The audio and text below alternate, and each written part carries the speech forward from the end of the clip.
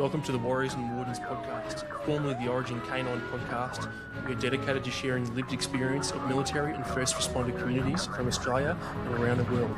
I'm your host, Tom Brown. Enjoy the show.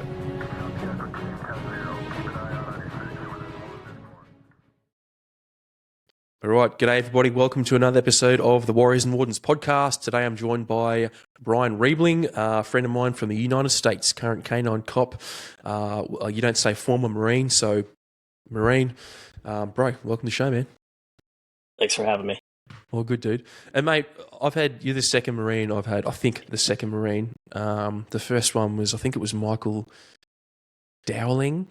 He handled the dog in Fallujah, and he had a red shirt too. And I spoke to him about it, and it sounds like a dumb thing to talk about, but you guys love the color red, like the Marine Corps.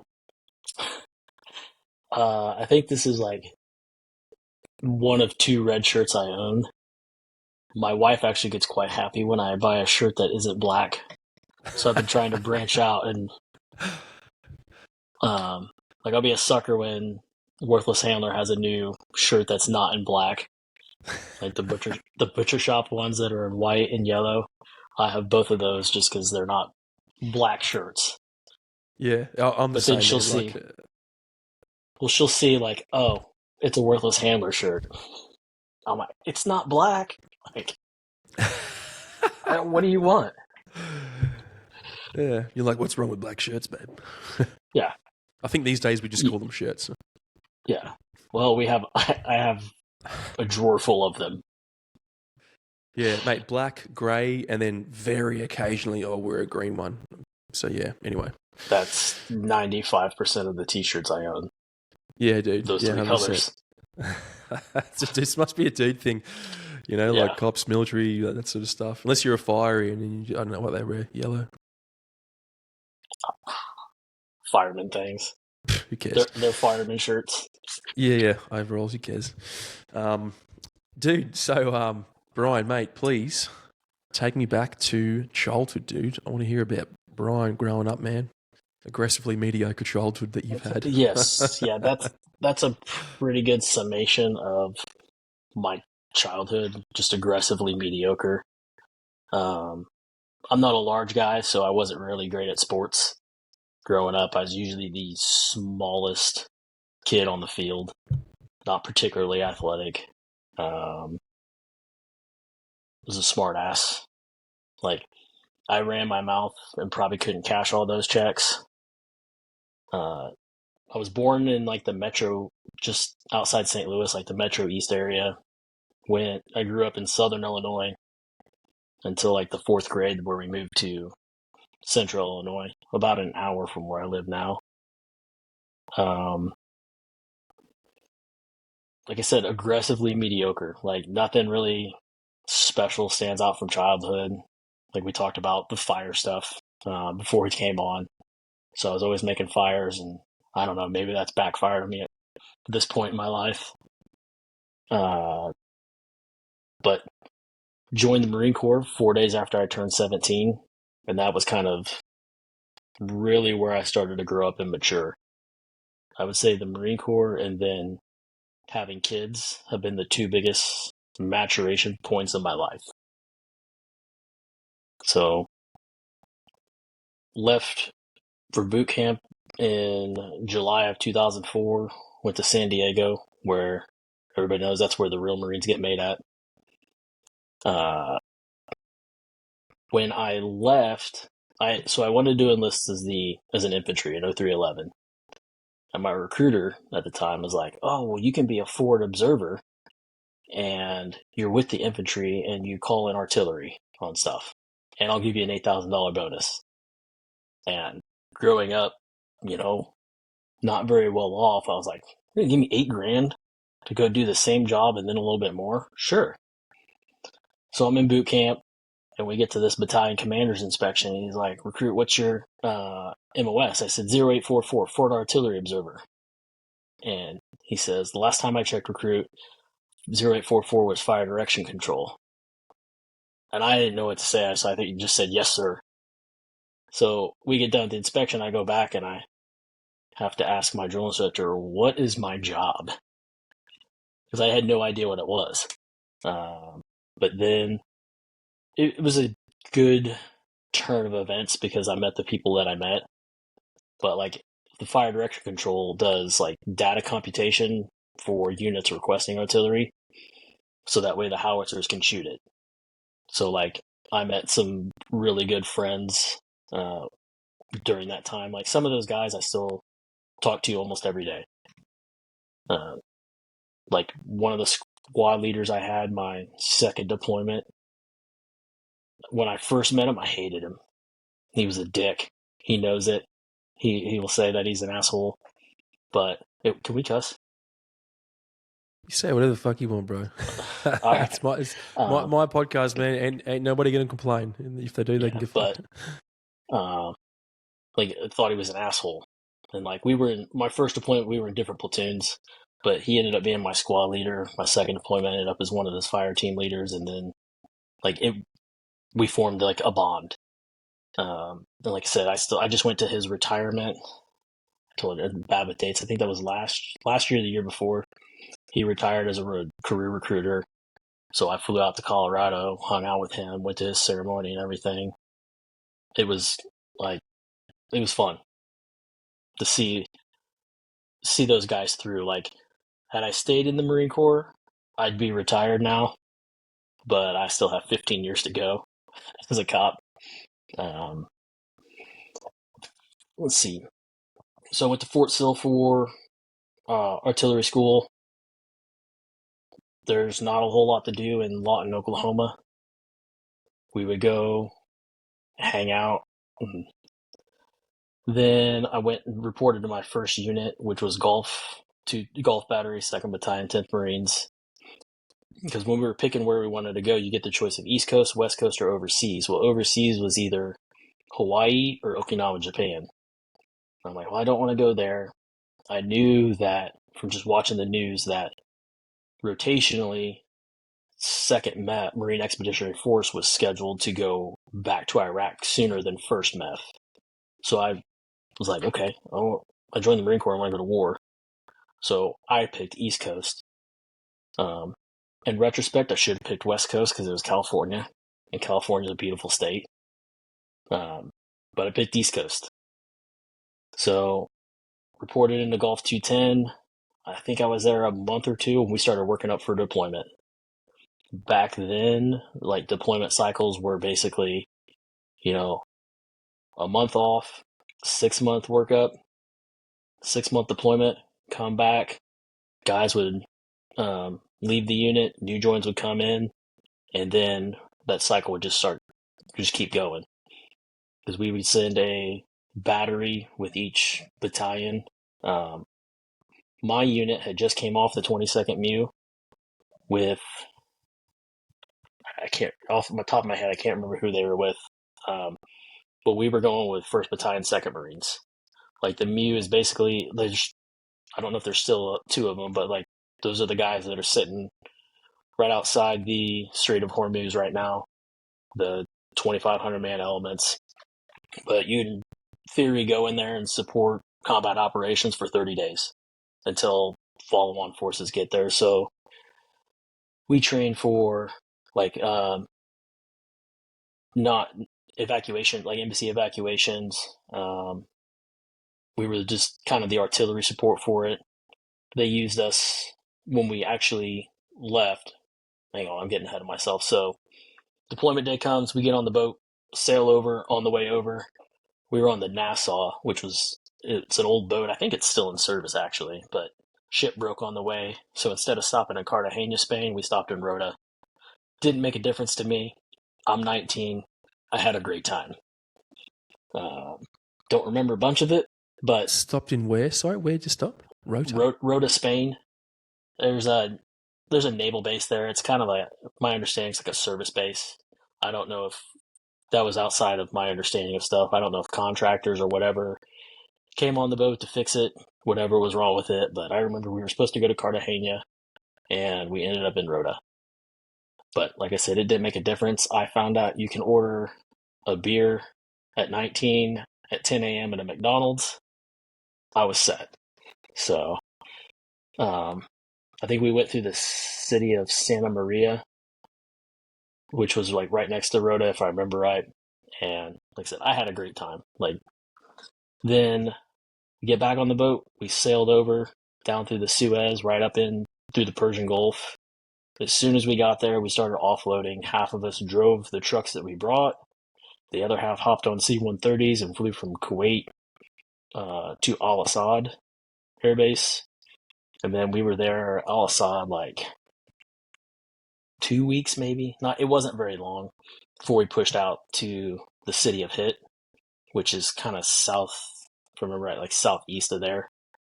It's between basically Fallujah and like to the north, I guess you'd say, to Crit, and just a little bit west of that. It's right along the Euphrates. So we set Yeah. out at a place called Fob Train because this is an original idea. It was an old train station, so they called it Fob Train. It's And we artistic. had, yeah. Well, we also split our Mew up. So when we split our battery, so they sent a skeleton crew up to Fob Hit to provide any artillery, and then, which is originally where I ended up. And then the rest of the battery went down to Fob Train, and they did security patrols, QRF, and then base security, like kind of rotated the three platoons. So then there was an incident, and I had to go recycle with another guy. So he replaced me at Fob Hit, which was kind of our little skeleton artillery base, and then I went to Fob Train. So I think I got there in like late January. It was probably like late January of '05. It was '06 by then.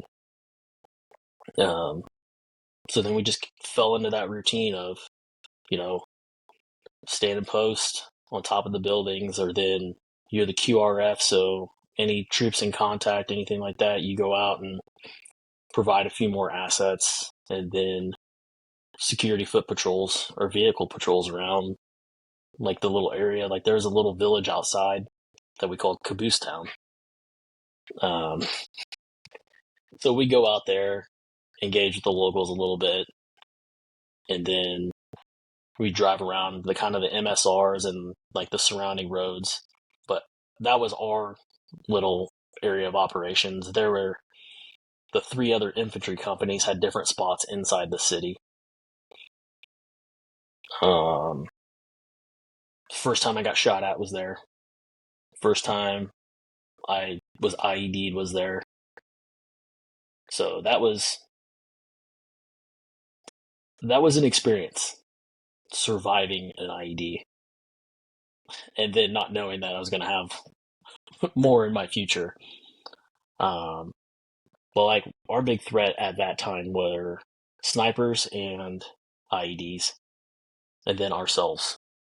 That deployment, we had at least, I remember right, we had one guy get shot in the leg. This particular sniper that worked around this area really targeted legs. My assumption is kind of like from Vietnam, you'd rather wound somebody than kill them because it's a whole lot harder to replace them. Now it's further burden on getting people up and out and stuff. But he got medevaced, and then again, I don't remember the time. I mean, this is 22 years ago, but that's where I took my first IED strike. I was in the back of a open high back Humvee. We're just driving down the road, and next thing I know, there's this real loud noise, and I'm in a dust cloud. I got really fortunate on that one because, like I said, pretty much chest up was all exposed. But my understanding from the EOD guys is the placer got lazy and put it in an old shot hole, so all that blast got directed up rather than out, because it went off right next to the Humvee. Like, it was, I don't know, fortunate. I had some asphalt marks on my uniform, and that was about it. And then, I mean, what I didn't know is I probably got a TBI out of it.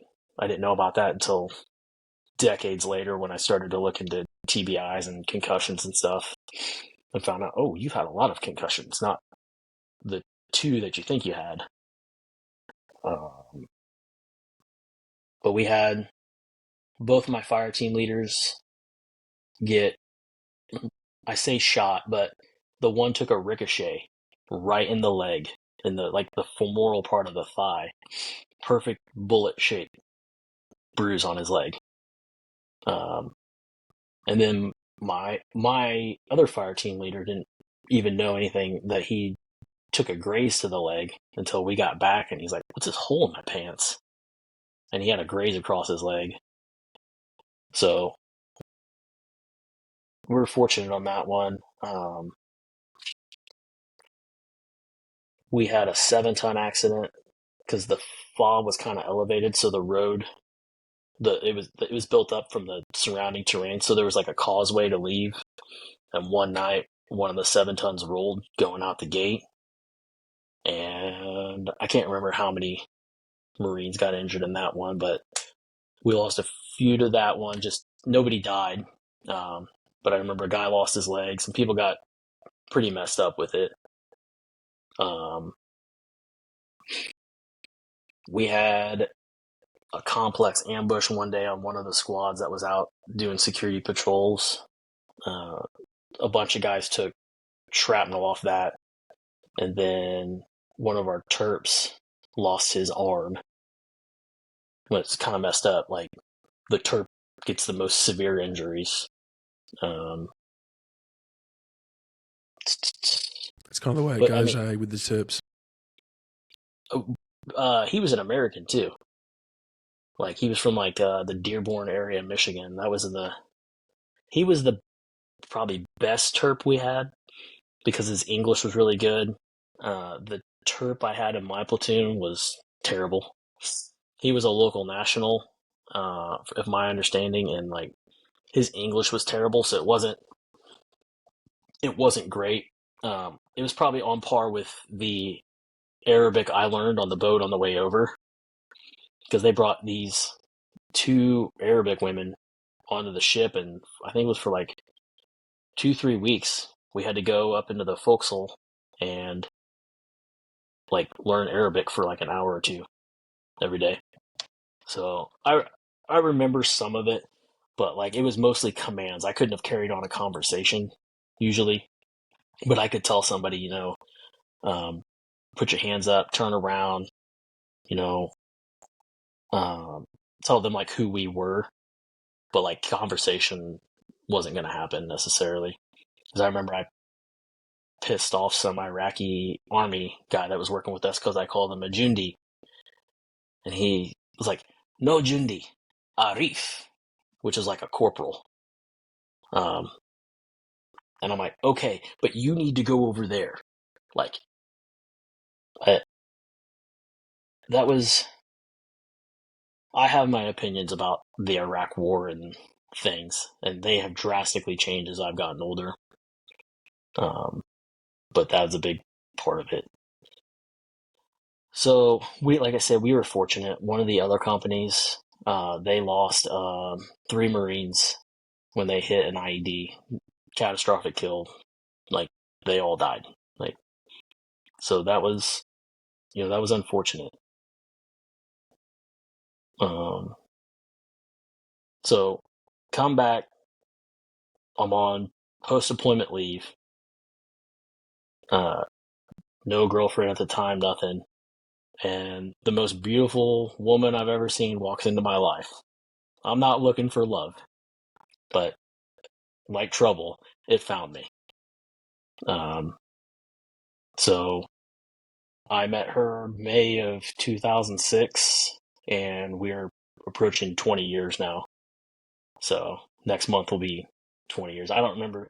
Neither one of us remembers the exact date that day, but kind of changed my life a little bit. So then I'm like, hey, I'm only here for like a few weeks, and then I got to go back to North Carolina. I don't get to come back again till Thanksgiving. So started like a semi-long distance relationship. I shouldn't say semi, it was a long distance relationship.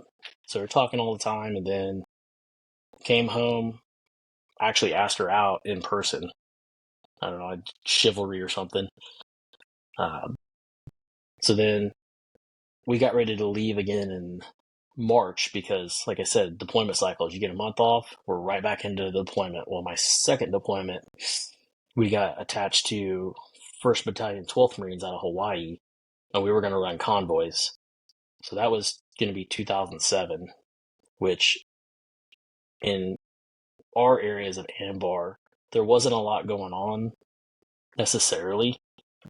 The area around Baghdad was a lot worse, but it was still kinetic in places. And then IEDs were the huge threat, especially we're slow moving convoys. I mean, we're doing 35 miles an hour down the Iraqi interstate system. So we would just drive around, because if you go too fast, then you might miss something, because the rollers on the front might not delay, or it might not delay the explosion enough when the rollers hit it. So you can't drive too fast. But if you drive too slow, then when you go from like Al Assad to the Jordanian border, the Syrian border, or over to the airport in Baghdad or Camp Victory, like, it's all day trips. Like, when we went out, it was rarely ever that we came back to, because we were based out of Al Assad, so it was rare that we ever came back to Al Assad the same day. Usually we would stay the night wherever and then come back the next day with another load of something.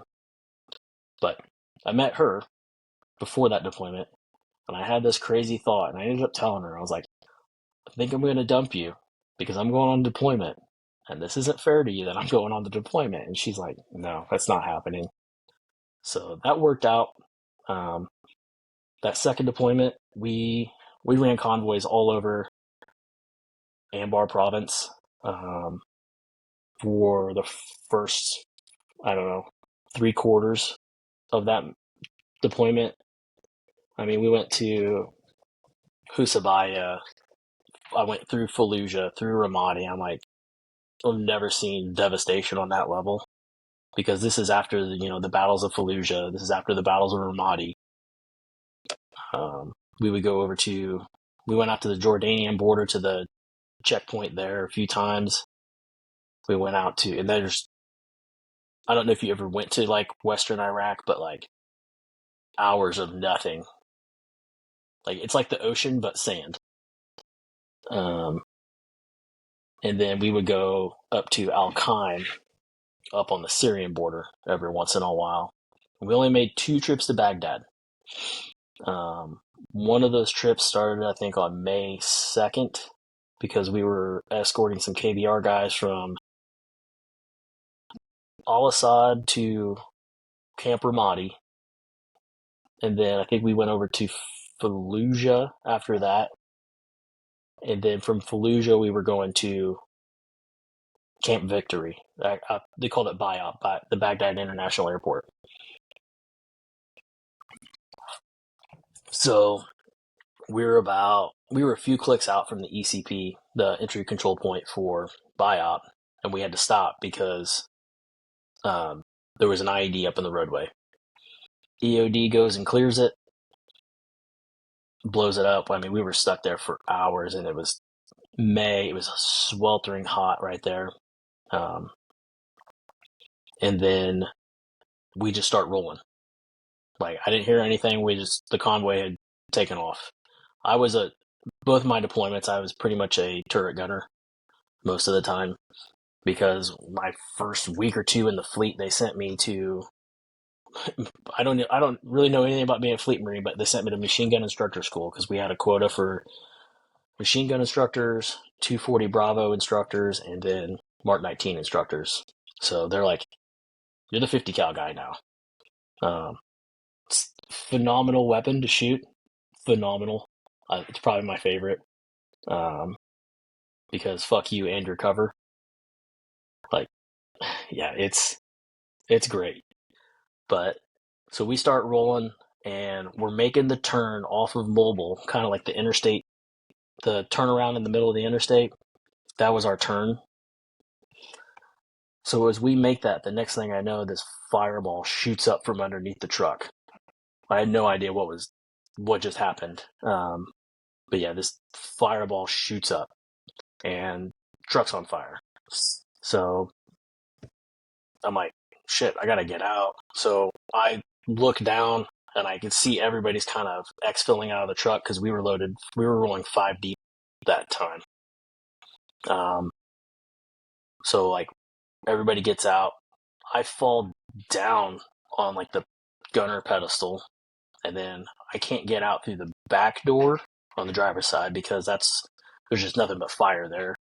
So I go up and over the radio mount on the Humvee and like pretty much just roll myself out the driver's door. I landed hard when I got out of the truck on my right side.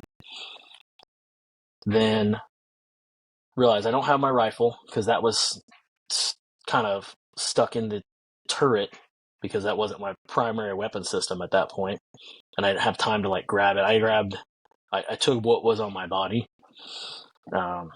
so like all my gear was kind of just tucked up because I mean that was the office. I spent 8, 10, 12, 16 hours a day just hanging out up there. So like I have my snacks, my water. I can't remember if my CD player was in there or not, or if I think I had. Yeah, I still had CDs. I didn't have enough money yet to buy an iPod. It's funny how we think about it now, how old school that is, having a fucking Discman. Oh yeah. Or a Walkman, or even like the first iPod. Yeah. Yeah, well, at the time, Zunes were real popular. And, like, that's an ancient piece of technology now. The fuck is a Zune? It was I think it was a Microsoft product. He'd have to fact check me on this, but, like, it was a competitor to the iPod. And a bunch of dudes in my platoon bought Zunes. And I'm like, I got my Discman and my giant binder of CDs that they're almost all burnt. I still have some of them, but they do not work anymore after all the sand and everything. But so I fall out of the truck, and then at that point, I usually had anywhere from 800 to 1,200 rounds of 50 cal ammo because I mean we get out somewhere, we're self-supporting, so we have to bring all our own ammo as there's not going to be any resupply on some of these convoys. So typical protocol was just break contact and push through. But those rounds, because of where that fire is at, they're all starting to cook off at that point. So I get up and I'm like, fuck, where is everybody? I saw them get out, but where are they? So I kind of look around real quick and I'm like, okay, there's him, there's him, there's him, there's him. All right, everybody's out. Because I wanted to make sure that everybody was out. And then I'm like, well, my hands are burnt and I can't hold anything. So what's the next step? I got to get up. I got to go 2 trucks up. I got to get to the dock. Got to get to the medevac. So I turn and start walking. I'm like, and I'm holding my hands up because like I know that they're burnt. I don't know how bad because it's dark at this point. Do you know where you burnt them or how you burnt them? So when I fell down, I know how, but like when I fell down onto the pedestal, I put my left hand right on one of those ammo cans as it was on fire. So in the terms of burns, really weren't that severe. There was some concern because I had one on my nose. I still have some like photosensitivity issues with like I could look at my arms in the summer and tell you the exact spots where the skin was burned off. And then like my hands are like they look fine. Like I think they were like 2nd degree. There was one that was maybe almost a 3rd degree, but very fortunate. Like God was smiling on me that day. So I get out and I start walking because I'm like, okay, I don't know how bad I'm injured. I can see that security's already been set. Like I'm not really doing anybody any good at this point. So I start walking just up the convoy and I see my squad leader running towards me. Remember the asshole guy? Yeah. So he's running towards me, and he still talks about this to this day. He's like walking at me like I'm a mummy. And I'm like, I knew my hands were fucked. Like, I don't know what you want me to do. I didn't know what to do with my hands right now. Yeah. So we get in the back of the 7-ton. The doc starts tending to me. Great corpsmen, but both the corpsmen we had in my platoon, top notch. Like, they're awesome. So then we go to some cache. I have no idea. I've never been to this area before. I couldn't possibly tell you where we ended up going. I can tell you where I ended up. So we go to this first cache somewhere inside, and I guess there was a dust up. I found this out a few years later. Like, there was a dust up at the ECP because they're like, hey, we got caches, we got to get to the cache. And like, the guards were giving them shit about clearance or something. I don't know. I was in the back. So get to this cache, and like I remember I ended up in the same place they would take like Iraqi detainees and stuff, and I had like my own private room in the back. Because when I got up to leave a few like later, when they were gonna medevac me, I'm like, this is all like Iraqis in here. So I don't know what cache we ended up going to, if it was just the closest one there or what, but like it wasn't, I guess, where the Americans typically end up. Or I don't know if I didn't just triage high enough or kind of what the deal was, but I wasn't there. My memory of all that stuff gets real faded because one thing is I was against policy wearing my contacts because I could see better with my contacts in, and I could wear better eye pro with my contacts in than if I wore the like issued glasses. And like they had like ESS glasses where they'd make little inserts, so you had like glasses inside your safety glasses kind of thing, and I couldn't see as well. It's like you got your like ESS, like crossbows or something, or M frames, and they've got the little glasses. Circle on the inside. Yeah. So I couldn't see as well with those, which is why I would wear my contacts, because I could see better, and then I could wear Oakleys or Wiley X's, and they would adhere to my face better. So that's why I was wearing my contacts. So I got chastised by the doctor a little bit because that was like province-wide policy, like you don't wear contacts for this reason. Luckily, my contacts came out. Well, the problem was I didn't have any glasses, and I'm a blind mouse without my glasses on. Like, so I got a Black Hawk ride to a hospital in Baghdad, somewhere in the green zone. And I'm like, hey, I can't see anything. So they made me the best glasses they could make in country, and it was like half prescription.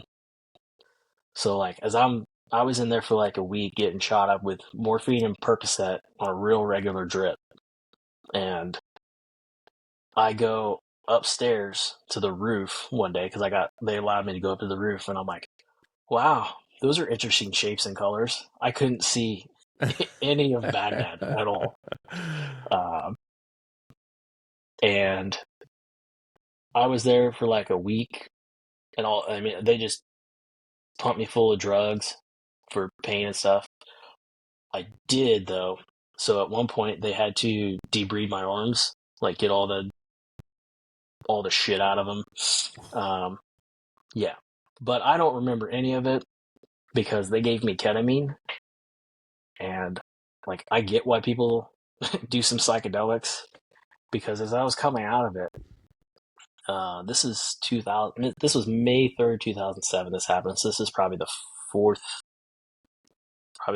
that they're doing all this stuff. The first conscious thought I had is I thought they unplugged me from the Matrix. Like that scene where they pull the cord out of the back of Neo's head. That had just happened to me. So the first thing I said, I'll never forget it. It's a core memory. Did I take the red pill or the blue pill? I hadn't watched The Matrix in years at that point, and that was the first thing the nurse and the doctor just die laughing. Like, And I'm like, I'm kind of freaked out because I need to know what just happened. Like, I just got unplugged. I need to know what's going on, kind of thing. Um, And but there was no joking, there was no humor. You were literally like, I've just I been was fucking. serious. I'm in a Yeah, like, different reality, man. The whole world has just been stripped from my eyes. yeah, it was like an out of body kind of thing. Like, I saw them pulling the cord out of the back of my head, and that was the first thing I said. Did I take the red pill or the blue pill? Um, at this point in life, I think I red pilled, but um, yeah. So then I went from there, took another Black Hawk to Mosul, and that was just a transit flight because then I got on a like pretty empty C-130 and flew to Kuwait, and I had to stay in Kuwait a few weeks because I had to see a plastic surgeon about my nose.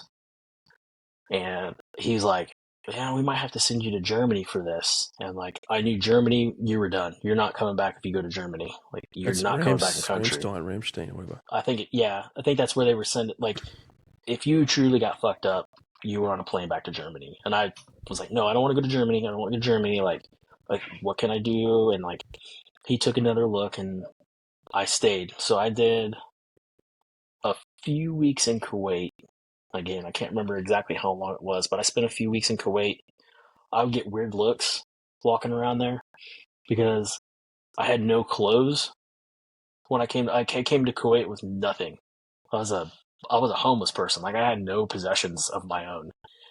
So somehow I got um, like a credit to go to the little store there on base, the MCX, the Marine Corps Exchange, and bought some clothes. And I bought some long sleeve blue t-shirts because I was able to get them up and over my bandages because I couldn't wear short sleeves because it's Kuwait in like May, June. So it's ridiculously hot already. And some Under Armour shorts that said Kuwait on them. I still have those Under Armour shorts, and I still have those blue shirts. Like, those are just, I wear the Under Armour shorts still every once in a while, but they're like paper thin. Like, they're they're relics. But I get these weird looks because I'd be walking around um, this base, and I've got a face mask on, I've got sunglasses, like, I had a hat, I had a red hat. I don't know whatever happened to that. So I guess red might be a thing. And then just gym shorts, tennis shoes, and these t-shirts. And I get weird looks because I didn't have an ID, I don't think, on me. Um, like, nothing. And I would just go from this barracks where I guess other dudes had been wounded to the medical clinic and to Chow, and then I'd walk around in the MCX. Like, I did that for weeks because I didn't, like I said, I didn't have anything to do. I couldn't go run. I wasn't supposed to work out, so I couldn't do any of that because they didn't want any sweat or any more sweat than you can sweat in Kuwait getting in there. So it was kind of a real boring time. Like, and the other thing was when I got to Kuwait, I called my commander called, and he's like, "Have you told your family yet?" I said, "No." Is it Kuwait or is it Baghdad? One of the two. I was like, "No, I'm not going to tell them. They don't need to worry about this." And he's like, "You need to call your family before they find out through the internet somehow that this happened." And I'm like, I wasn't going to call them and tell them. So my now wife is still holds that little bit of a grudge that I wasn't going to call her and tell her that my luck had ran out on IEDs. Does it feel weird describing it as wounded? Because that's a very No. specific term that we don't use a lot. A lot of people say injured, but the accurate term for what you're describing and what you went through is being wounded. Yeah, I wouldn't say it's weird. It wasn't like I knew it was coming kind of thing. Like, if I was if it was a gunfight, I could reasonably expect that it would that it would happen. But like I said, they'd just blown up an IED. I didn't expect her at that point to be a second one right in the same spot. So it was completely unexpected. I wasn't prepared for it. So I don't know. I've heard the Purple Heart described as a enemy marksmanship badge before, and I'm still here, like somehow. Yeah. Um, Bro, can I just go backwards a little bit to the Marine Corps, like joining the Marine Corps? Why did you join the Marines specifically? I think at the time is I was just under the impression like that was the commercials, man.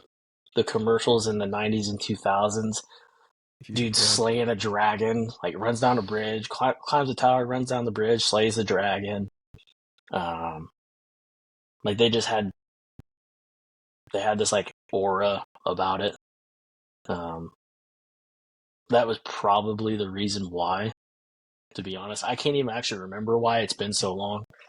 I mean, when I was in the 6th grade, I would come home every day. It was probably 100+ days straight and watch the first half of Full Metal Jacket. Like first half, why? Just the boot camp thing. Just the boot camp part. Because that was like an hour, 90 minutes or something, and then I'd go off and play Xbox or go hang out with my friends or something. But I mean, I grew up. I guess I could go back to the aggressively mediocre childhood. I read a lot growing up. Like I think in my school library, in the town library, I read just about everything from at the time I was just World War II forward. Since then I've developed an interest in like World War I, and then like some of the little conflicts and stuff that the United States has been involved with, but it was World War II forward. So I mean, there's a lot of books written about Rangers and the Marine Corps. Like, I mean, hearing, stories about Chesty Puller, John Basilone, coming up, like, as a kid, I'm like, wow. Watched Patton a whole bunch as a kid.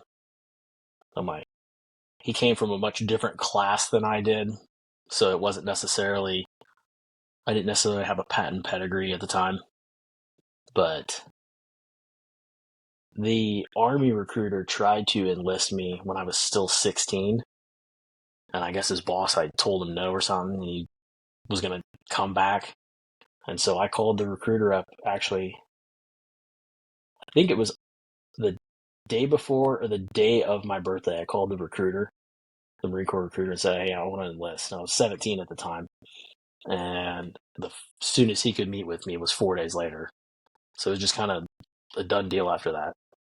Yeah. I wasn't I was a CB student in school. I attribute most of that to the ADHD. Like, I really did well in history classes, but like when I got to high school, I took my required gen eds and like math and science, and then a lot of shop classes to help my GPA. So like I realized like it was more the ADHD and just the structure of the school system that just didn't work for me than, it's not that you're not smart, it's just that's not your style. Yeah, that's so typical, hey, for dudes like us, man, ADHD. My schooling was very, very similar, but I hyper-focused on English and history. So I'm a reasonably academic kind of guy, but in a very narrow field. But I'm the same as you, man. That was like, I loved history. I loved reading all those stories. Man, I read, I don't know if you ever read it. Sledgehammer was his nickname. It was called With the Old Breed. Yeah. So dude, I actually haven't read that yet. Unreal, man. I've got a huge backlog of books to read. Unreal, bro. Like one of the best war books. And I've read a lot of war books, man. One of the best war books I've ever read. I'm going to read it again. Yeah. After this, we'll talk about some stuff, man. I got some things to send you, but yeah. The way you're describing that sounds very similar to a lot of the people I get on this podcast and myself. Starts with loving history, and then for whatever reason, you're just obsessed about like weird shit like basic training, which you never ever Yeah. think about ever again after you've done it. And what's funny is when I was at boot camp, hated it. Like that environment of just do, and you don't understand why things are happening the way they're happening. Like, yeah, I hated it. I hated it so much that I ended up going to fast forwarding. I went to OCS. I didn't commission, but I went to officer candidate school. And when I was there, I hated that too. Like just the structure of it. Like I understand the purpose, especially now as I've gotten older, but yeah, they weren't like fun times. I didn't really enjoy it a whole lot. Yeah, and I think that ADHD thing lends itself better to being a cop or those jobs with a lot of autonomy and a wider left and right, like special operations, right? Like you've got to be able to use your intuition and kind of almost like, hey, just tell me what needs to be done, and I'll just do it. Don't tell me how to do it. Yeah, and I'm good on that. Like just to take that term from the military, like the commander's intent. Tell me what you want done, I'll figure out how to do it. But the cult-like environment of the Marine Corps, which just rote memorization, and you do this and you do this, like I don't know, it just I clash with it a little bit. Yeah, 100%, man. My whole career was like that, man. I was a fucking shit show. Like I did the cool stuff and I enjoyed it, but I fucking hated the rest of it, man. Marching and drill and all the dumb rules and shit. Yeah. Just, man, I was just like, why? Yeah. But dude, with the Iraq War, man, so obviously you knew going into the Marines, that's where you were going. Were there a lot of casualties coming through on the news at that time? I really don't remember that much. I didn't really start to get aware of it until I was in, and I started to know dudes that were getting killed. Like I had a kid in my boot camp platoon, and I just can't think of his name right now. But within a year of graduating boot camp, he was dead. And then 2 guys I went to MOS school, I think they were killed on their first deployment. So like it wasn't a like far reaching concept for me like it was for most Americans. Like these were like actually people I knew. And so then now they're not here. Yeah. And like I was only a kid. Like you're a little bit older than me, I think, but I was only a kid at that time, and I remember I was like, even at that young age, I was like, oh, this is the first real. Obviously, I wasn't there at that time, but I was like, this looks like a real war. Guys are dying all the time. There's like big battles and stuff going on. It was fascinating to me, and it made me want to go and join. But yeah, I was almost like, oh, that's a real war. There's a lot of people dying in this fucking thing. Yeah. Especially those early days, man. Yeah, I think it was a freshman or sophomore when 9/11 happened. And so like that solidified my decision for me. And then I think I was a senior when like Fallujah was happening. I think it was the second battle of Fallujah. And like, I mean, these are huge pitch battles, largest urban combat, for the United States since Way in Vietnam. Like these were why you joined the Marine Corps. And I was still in high school. So my war experience was not that. I've met some Fallujah guys since then, and like their experiences are just drastically different. And I think a lot of it depends on the job you get in the military, and then like what branch you're in, kind of thing. Because I mean, yeah, there's certain jobs like you've been to, you deployed to that area several times, but you may have been like an aviation mechanic or something. Like, I think warfare has changed a lot since I was in, because now you have the addition of drones and um, like the stuff going on over there now. I mean, everybody's a target. It doesn't matter what your job is. You don't know when that drone's going to come in. You don't know when a ballistic missile is going to come in. I didn't have that worry. Um, we got rocketed when I was at the main fob, my first deployment. We got rocketed once, um, and it was like it missed, so it wasn't even that big of a deal. But I can't imagine having to deal with like we didn't really worry about overhead skywatch at that time because, like I said, the only drones were like predator drones overhead. The small proliferation hadn't happened at all.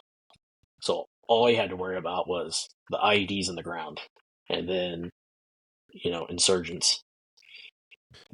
And at that stage in the war too, man, like I've had a few Delta guys on here, a couple of mates of mine who were in Iraq at that time, and they were basically saying, once the initial push was over, the conventional war was done, the Iraqi army surrendered, Yeah, that type of stuff. Then it went into that unconventional insurgency type war. yeah, Was that your experience, the more yeah, unconventional? yeah. Like it was there was no, for me, there was never like this pitch battle. I mean, it was sniper fire, it was IEDs. Um, I don't even like even our most severe attacks. I don't even recall if it was like an organized force. I don't think it was an organized force. It was usually like we're gonna ride around in these very easily targetable vehicles and just hope that today isn't your day, or that you spot it before it happens. Because our first deployment, we spotted a lot of IEDs before they blew up. Found a few of them when they blew up, um, but that was the big thing for us at the time, was just IEDs. Yeah. And what about, can you just briefly describe that first time getting shot at? What was that like for you, man? Was it close? Was it quick, or was it was it a gunfight? What was it like, man? So it was sniper fire. We had like a general direction of it, and just kind of went into immediate action drills. They So I set up like a base of fire, just started unloading on this building we thought it was, because it was a kind of a taller building. Right, we had this place called the Pink House because it was a pink house, and that was our landmark. And it was a few buildings north of that. So I just started laying a base of fire, and then um, other guys in my squad started to maneuver, and then the sniper got away. Knowing what I know about sniping now, is he probably wasn't even in that building, shot, and was gone before we even started maneuvering. Uh, but the first time that happened, it was an adrenaline rush. Like, I didn't get shot. Um, I learned a lot about who I was as a person when that happened, though, because like you're getting shot at. What are you gonna do? Like, I remember looking back, and one of the after they had already taken the building, I look back and one of the Iraqi army guys is like curled up behind like a concrete barrier, and I'm like, "What are you doing?" Like, and I remember it had pissed me off because I'm like, "This is your country." Like, I think that dude, from talking to him, he was down for by like Najaf, because my understanding, like, they would take people from other parts of the country and put them in other parts of the country, so that way it didn't turn into like a militia situation. And I could be off on that, but none No, of our that sounds accurate. Yeah. none of our guys were locals, because we had this one huge fat dude. Um, I think his name was Assad, and he'd been like a tank commander in Saddam's army, and he was so crooked and corrupt. Like, we had to stop him when we would go out and do operations and patrols. Like, he would try to shake down the locals, and like like, Assad, what are you doing? You can't do that. We're going along one time and he just opens up full auto, and there was a dog like 30, 40 yards away from us. Not even nowhere remotely a threat. All we hear is this dude just rip off a burst with his AK at the dog, and scared the shit out of everybody because it was AK fire for one, Yeah. and like, and I don't remember what his excuse was, but I wouldn't have been surprised if that dude joined ISIS. Like, I'm sitting like he was so crooked. I could still remember his face, but Big stupid face. yeah, dude, and he was like almost. I would say he was obese. I'm like, because I wondered, like, how do you fit in the tank? Like, how did you get down inside the tank? It sounds like every tanky I've ever known. Yeah. But what about I don't know what they were called back then, ISIS, but Al Qaeda and all those insurgent groups, because obviously that's around that time they were releasing all those beheading videos, those sort of things. Did that ever pop into your head? You're like, fuck, I hope we don't get captured, or was that a threat? Was it something you had to counter, or was it just like, it's unlikely it's going to happen to us? I would always put that unlikely. Like, I never had this worry like we were going to get captured, or anything like that. Like I said, the big deal was like trying to find an IED before it found you. And I always rode all the way at the back of the convoy. So I just made sure that I didn't let anything get close enough to us to, blow the convoy up there. I had one time where I had to fire off a couple warning shots at a semi because he kept, like, he'd stop, but then he started creeping forward, and we had a whole use of force continuum at that time that we had to go through, and I'm like, this dude can blow me up already if that thing is loaded. So I cracked off a few rounds, and then I remember the JAG like came down and had to do a review with us because that was 2007. So we went to war and Garrison broke out by that point. And we did like this whole use of force review with it. But I'm like, I did all the stuff like the shout, the show, the shove, the shoot stuff. I'm like, I tried to flag him. I tried like yelling. I'm like I can really yell at this dude far enough away. And then it was like 3 rounds into the side of the interstate, and he stopped after that. But it was just, I don't know, risk averse, I guess, at that point. Yeah, trying to win the Hudson Mines and shit. And then that second deployment, bro. So was like, sorry, to wrap up the first one, were you often in gunfights, or was that just, it was fairly sporadic? I guess obviously a few IDs, maybe a couple of sniper shots.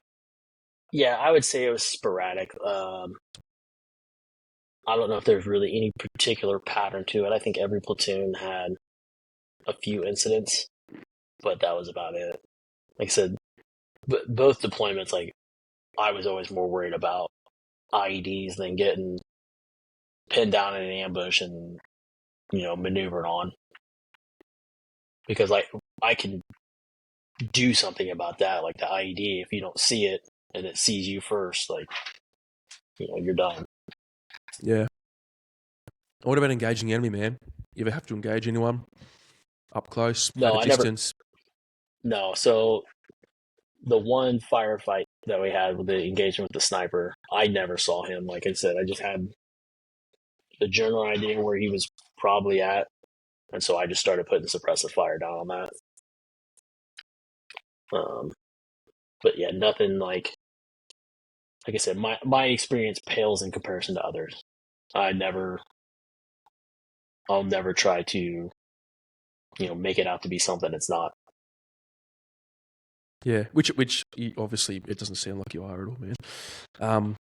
But, I mean, after second deployment, being wounded, so take us back up to that period of time, obviously with your partner, who's now your wife. Did that incident make you go, okay, maybe it's time to get out?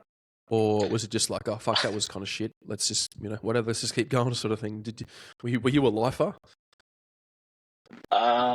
Until I met her, I was like, yeah, I'm going to do, 20, 30 years in the Marine Corps.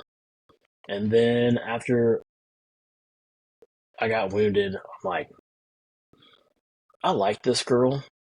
I don't know if she'll necessarily want the military wife life, but I ended up re-enlisting anyway. And before, like, I started the paperwork process because at that time they were offering huge bonuses to stay in, and they were going to offer 44,000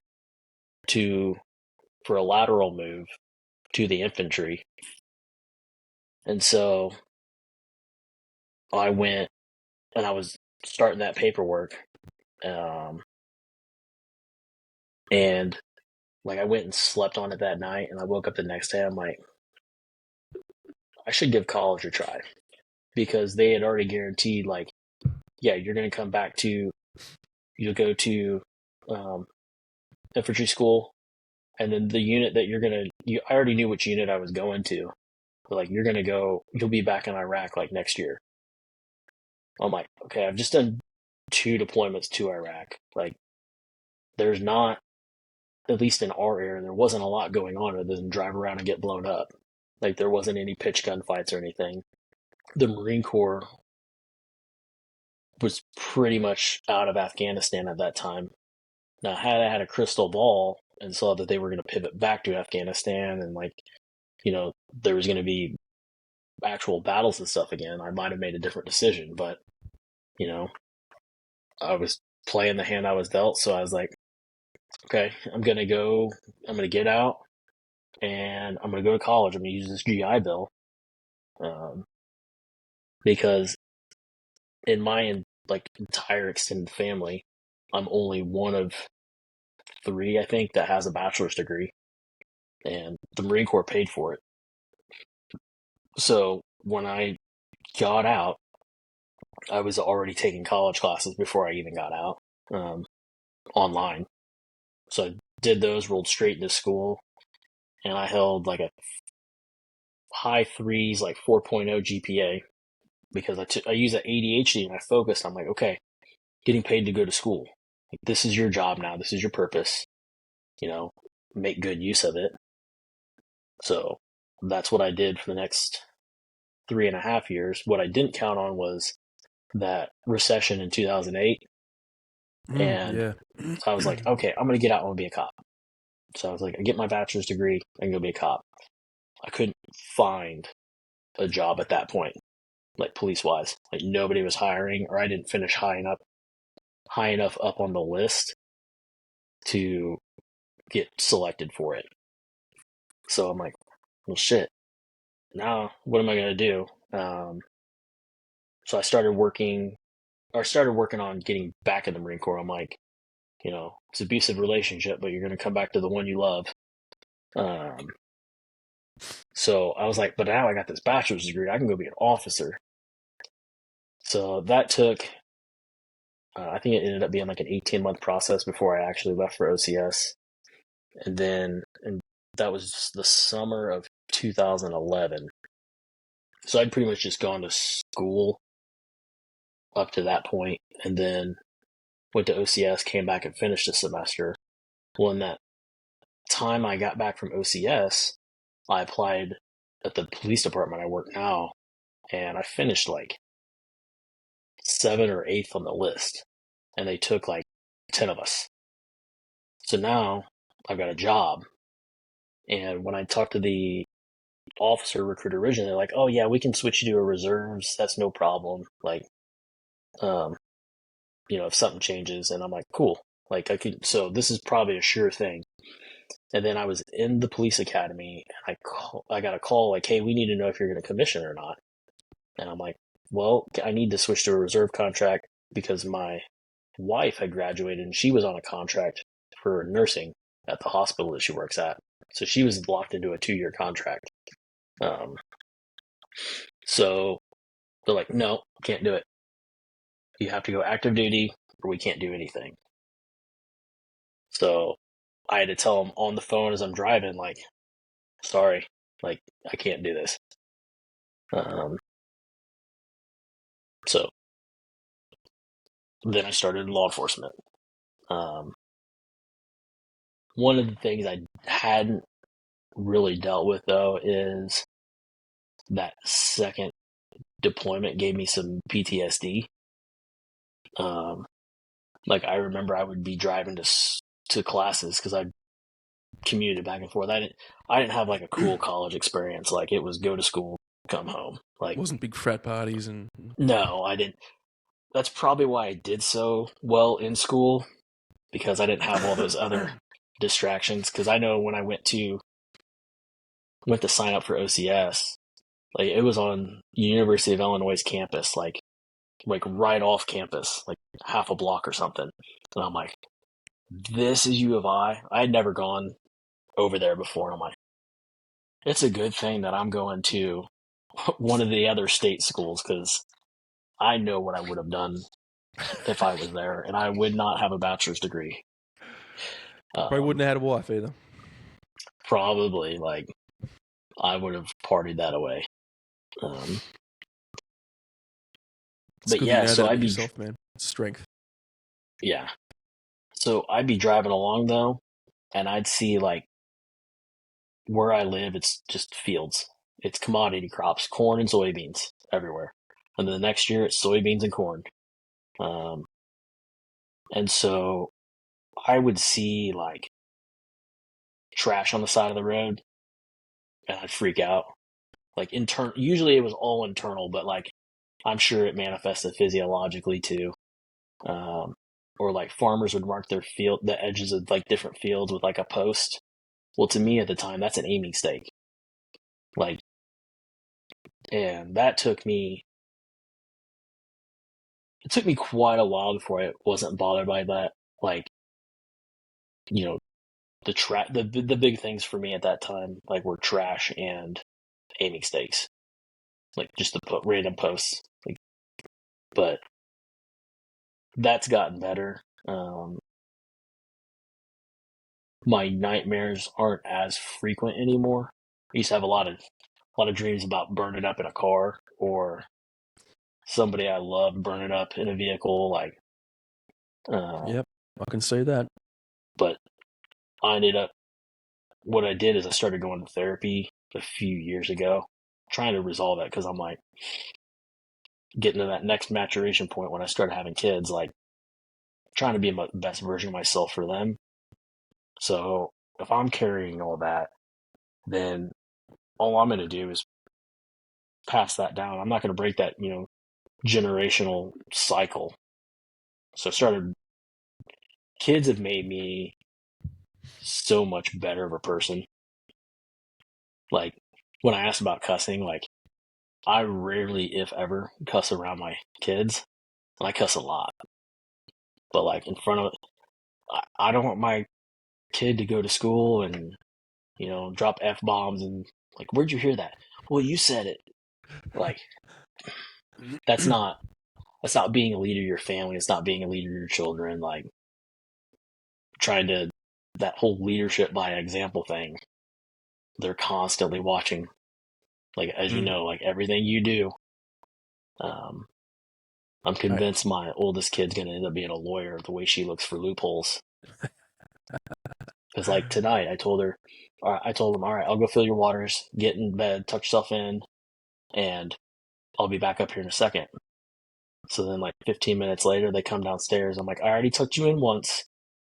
You need to get back upstairs and get in bed. And she says, you didn't tuck us in. You told us to tuck ourselves in. I'm like, you said your kids are all under 6. Was this the 6-year-old? yeah, there's a 6-year-old. She's the savvy one. And I'm like, you're right, kid. All right, let's get upstairs. I'm going to tuck you in this time. And as far as I know, they've stayed in bed now. But So getting back to, yeah, college and stuff, like that was not that wasn't an enjoyable experience for me. Um, I came out of the all male, don't ask, don't tell military and right into liberal academia. So the environment I had just spent the last 4 years in, and here I am. My wife, this is actually a funny story. We were at the community college together at the same time, and you had to have a literature credit. And there was one class that had like Hemingway and stuff. I'm like, oh, let's take this one. She wouldn't take it. And then she wanted to take this other one. So this other one was Women in Literature. And so here I am, the only male in this all-female class, reading about like Virginia Woolf, watching the vagina monologues. Oh, so you didn't do your one. You did the one with her. You did it together. Yeah. Okay, gotcha. I was in love, man. You do stupid stuff when you're in love. Yeah, I've always been a champion for women's literature. Let's do that one, babe. Yeah. Well, the professor, hardcore feminist, like hardcore, and I was like, oh God, how am I going to survive this class? Like I'm reading, this is about as far away from the United States Marine Corps as you can possibly get. Like nobody's watching the vagina monologues on a Saturday night in the barracks. It's not happening. What the fuck is the vagina monologues? It was see, there's also some trauma with that. I try to just suppress that and push that out. Let's relive it. Come on, man. The one line I remember is like, my vagina is angry. And it was these women using their vagina as like their self-expression or something for emotions. I've tried to forget a lot of that class. Did you still have a hindsight Marine Corps haircut? No, I actually need to get a haircut. I keep my hair a little bit longer now because last year, the year before, I tried to grow a mullet, and it turns out I am more business in the back, party in the front than party in the back, business in the front. Like it's starting to go a little bit in the back. So I got to get in and get a haircut because it's getting a little unmanageable. But no, I never had like, well, I can't say never. First few months maybe I had a high and tight haircut, and then I went to like the medium fade. And like I'll wear a medium fade at work still. I don't mind the haircut. It's easy to take care of.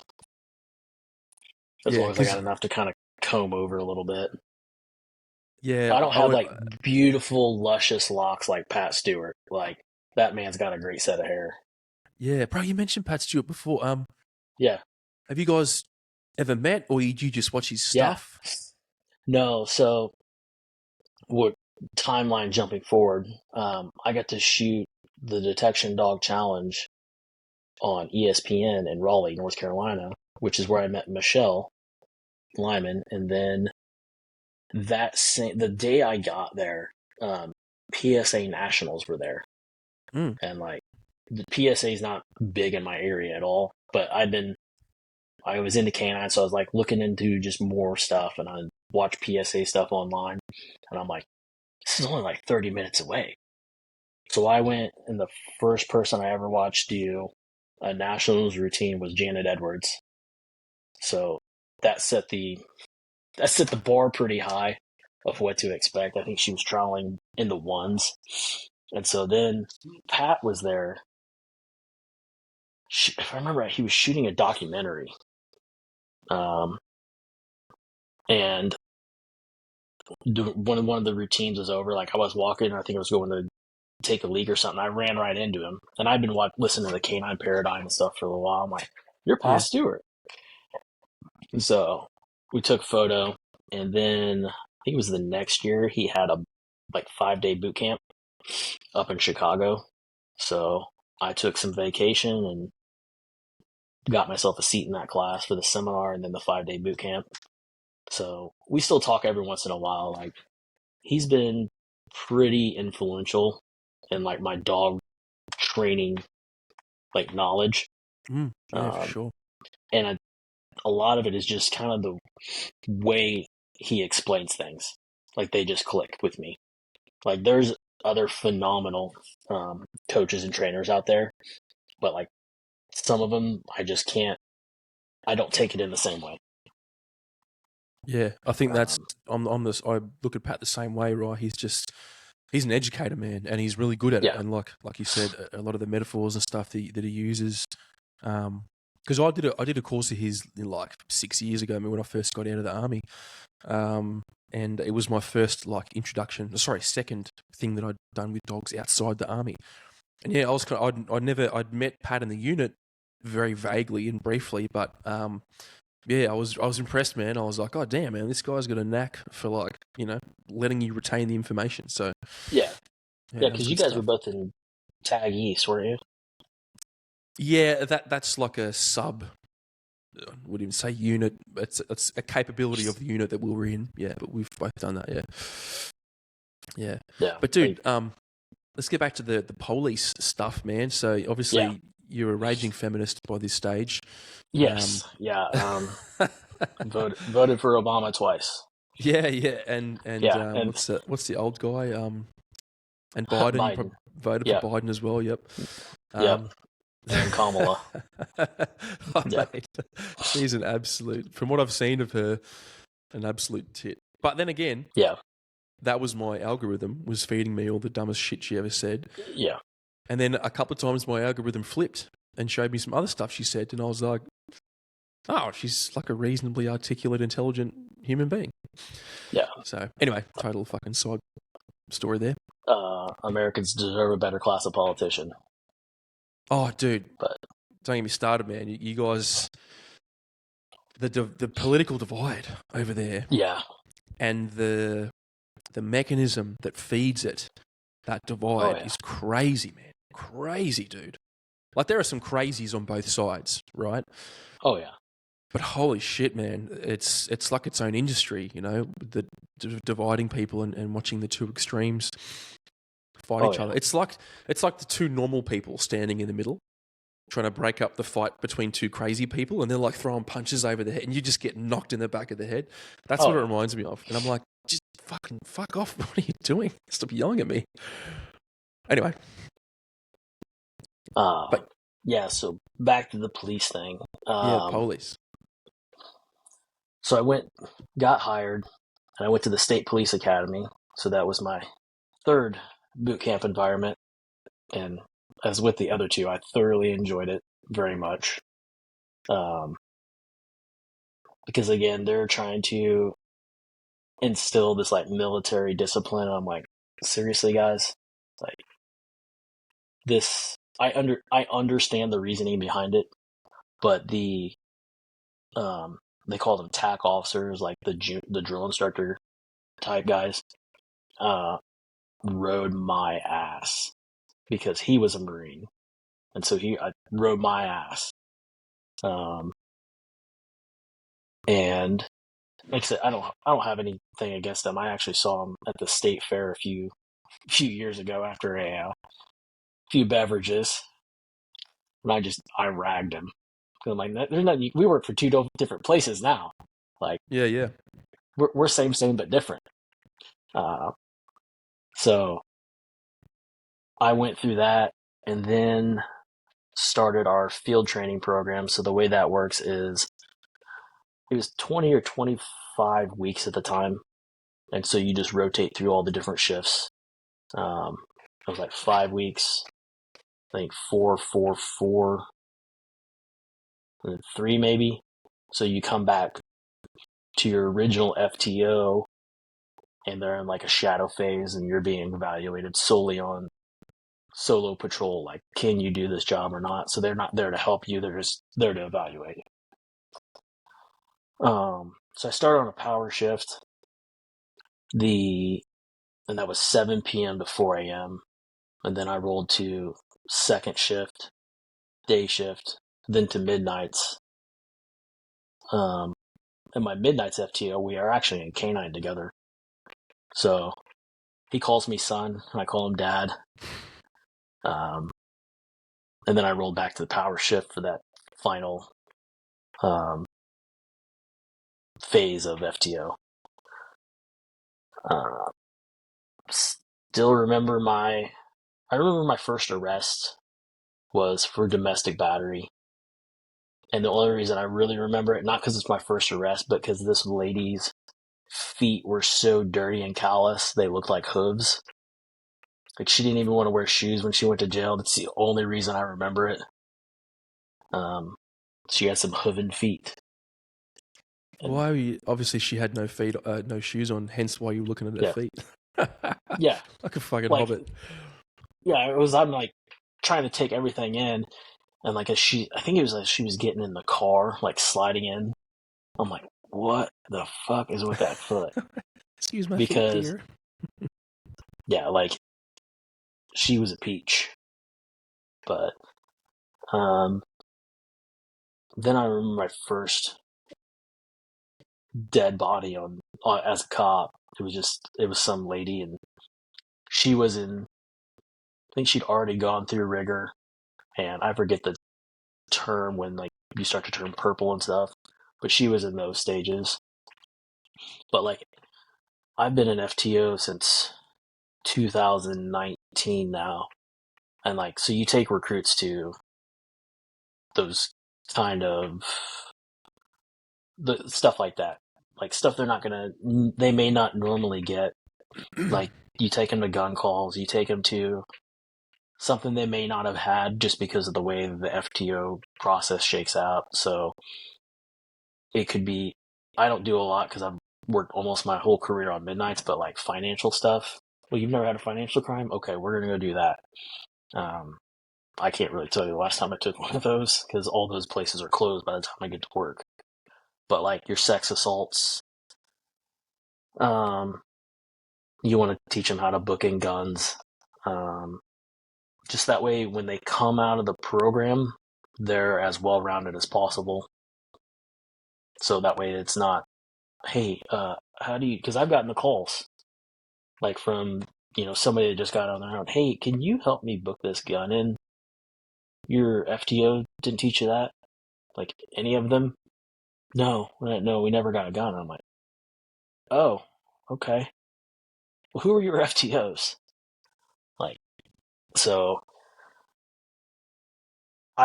these days, I'm more of a fill-in than a primary FTO because they don't like to put the recruits with the canine handlers because we get back to that cross. Like,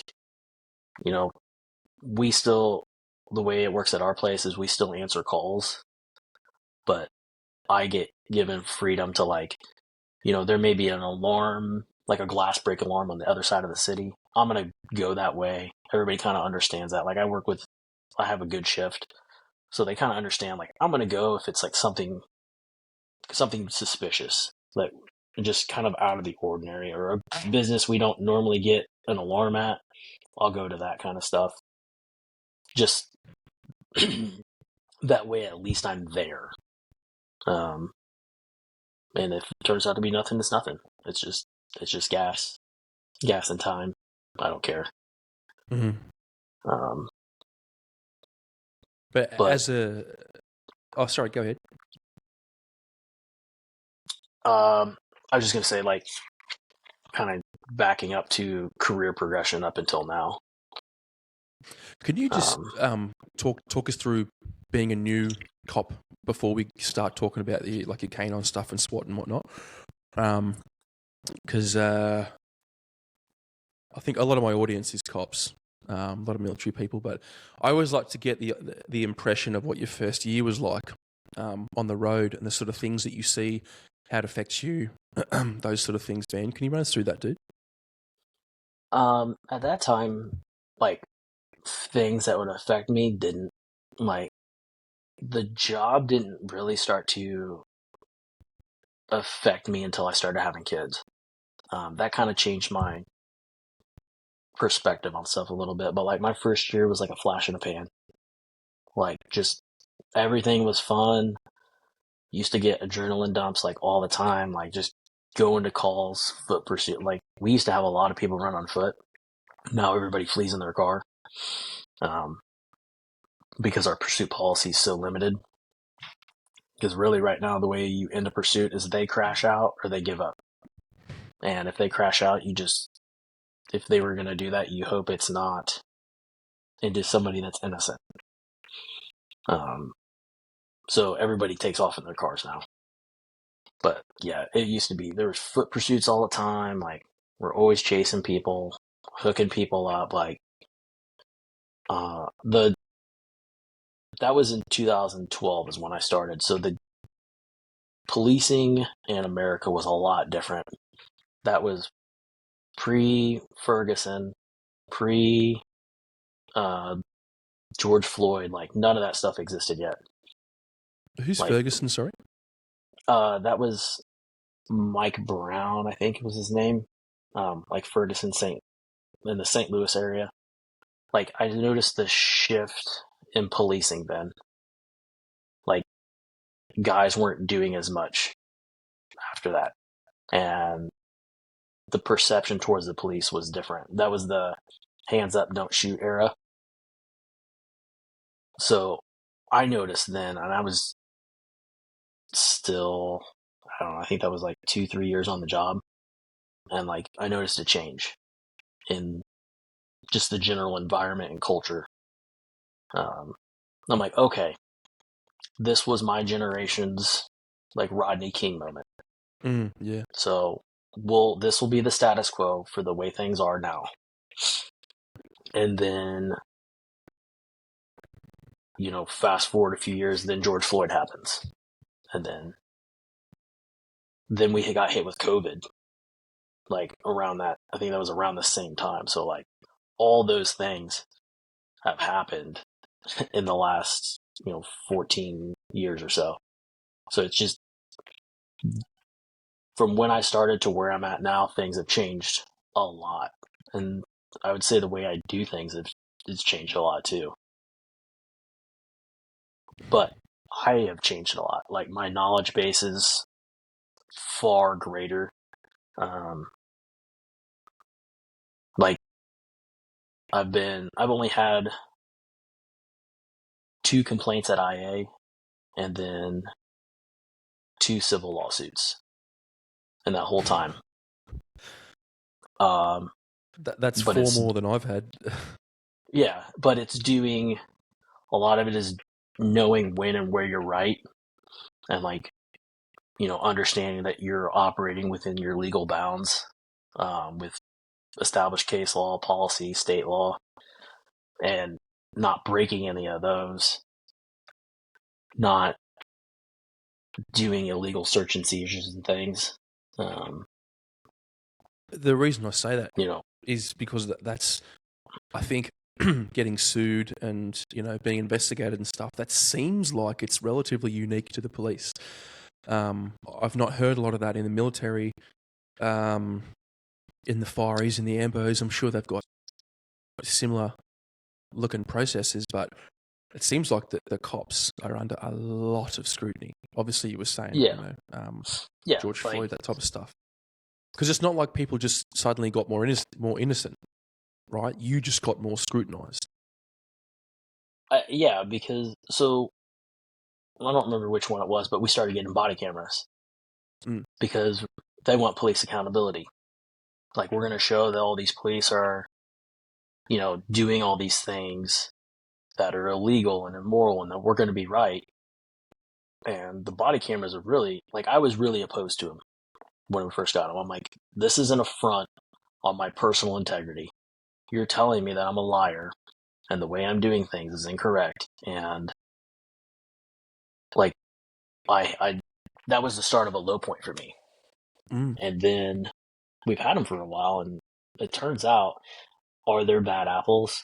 Yes, absolutely. I 100%, they do happen. But overall, they end up disproving a lot of that. And so I'm actually pro body camera now, just because it's just going to prove what I'm telling you is actually what happened. Because really all you have is your integrity and your word. And like, if you give somebody cause to doubt those, then you don't have a leg to stand on after that. Yeah. And obviously we're going to fast forward soon to the OIS that you had, and I'm tipping the body cam would have saved you a little bit with that. But before we get to that one, man, can you talk us through getting into canine, dude, and then some of your canine jobs, if you don't mind? Yeah, so when I was on the shift, the trainer was actually on second shift with the current trainer was on second shift with me now. And like, I kind of viewed him as a mentor then, much more now, but I viewed him as a mentor then. Just, he'd been around the block for a while. Like he had been in the street crimes unit. He'd been on our marshals task force, and then he went into the canine. So when he would talk, I would listen, and he will get really long-winded sometimes. But like, the canine guys were always getting to go to like some of the best calls. Like, they're out tracking people, and they seem to be at the forefront. So there wasn't an opening at the time. So I went to our street crimes unit, which is like our gang unit, and did that for a couple years. Kind of hit a real low point professionally and personally then. Started drinking a bit much, and then made it onto our SWAT team around that same time that I got into the gang unit. So that kind of, I reevaluated the way I was living, and so I started to make sure I was being a good husband. And so then I started to turn that around, and then career-wise, things started to turn. I kind of got out of that hole a little bit. And then when I came out of street crimes was 2018. So I always had this view, like, to be an FTO, you should have like at least 5 years on the job. Currently, I think the requirement is like 2 or 3. So I mean, you got baby cops teaching infant cops how to do it, and they're still figuring a lot of things out. So when I came out of street crimes, I became an FTO on our midnight shift, and I had a string of recruits. My first one, I was like, he was a rock star there, and I'm like, what's everybody complaining about? This is easy. Like, these kids do it, like, picking everything up. Yeah, I'm teaching and everything, but he's picking it all up. And then the next one I had was an absolute train wreck. And I'm like, this is a nightmare. And so since then, I've had good ones, I've had bad ones. Like, that part, when you have one that will, if they're deficient, but they're willing to improve, I'm okay with those. Like, we can work with that. You're moldable. We can fix you. But it's when they're deficient and they just keep making the same mistakes and they're not learning. Like, how much are we going to invest in you if you're not going to invest in yourself and, correct your deficiencies? So that was 2018. Started like FTO stuff. And then in the fall of 18, canine spots opened up. And I'm like, it's what I want to do. Like, that will carry me in my career from now until about halfway, which is where I'm about now. And I was like, look to get promoted to a supervisor after that, carry that for a few years. Because when I got hired, I was 25 years old, and I was the first hiring class in the new pension system, where the minimum retirement age was 55. So I was like, okay, I got to do 30 years. But I'll be maxed out on my pension at that point. So, other guys I got hired with were like 21, 22, and they're going to give a few years currently, unless there's a change in the system. They're going to give back some years because there's nothing on the back end for them. So, K9 opens up, and there were 2 openings and 6 applicants. I was the most junior person to apply time-wise. So there was like a kind of a orientation day. You went out, you took some bites, you kind of saw a training day, kind of what that was about, and then there was an oral interview. And, I remember my interview, I made the promise, like, I will work as hard at this as I possibly can. And I didn't know how my shot was going to be, like, because there was one guy who had worked a single-purpose dog in a different agency before, and then another guy had been in the canine unit before. So I'm like, man, I'm the low man on the totem pole here. Like, I don't, maybe next time, I don't know. Like, I don't like my odds because I'm like, if you've already been in there, like, you should just nail this interview. Like, this shouldn't even be a question. Like, so I was really competing for one spot in my mind. But did my interview, went home, and a little while later got a phone call that I'd made the selection.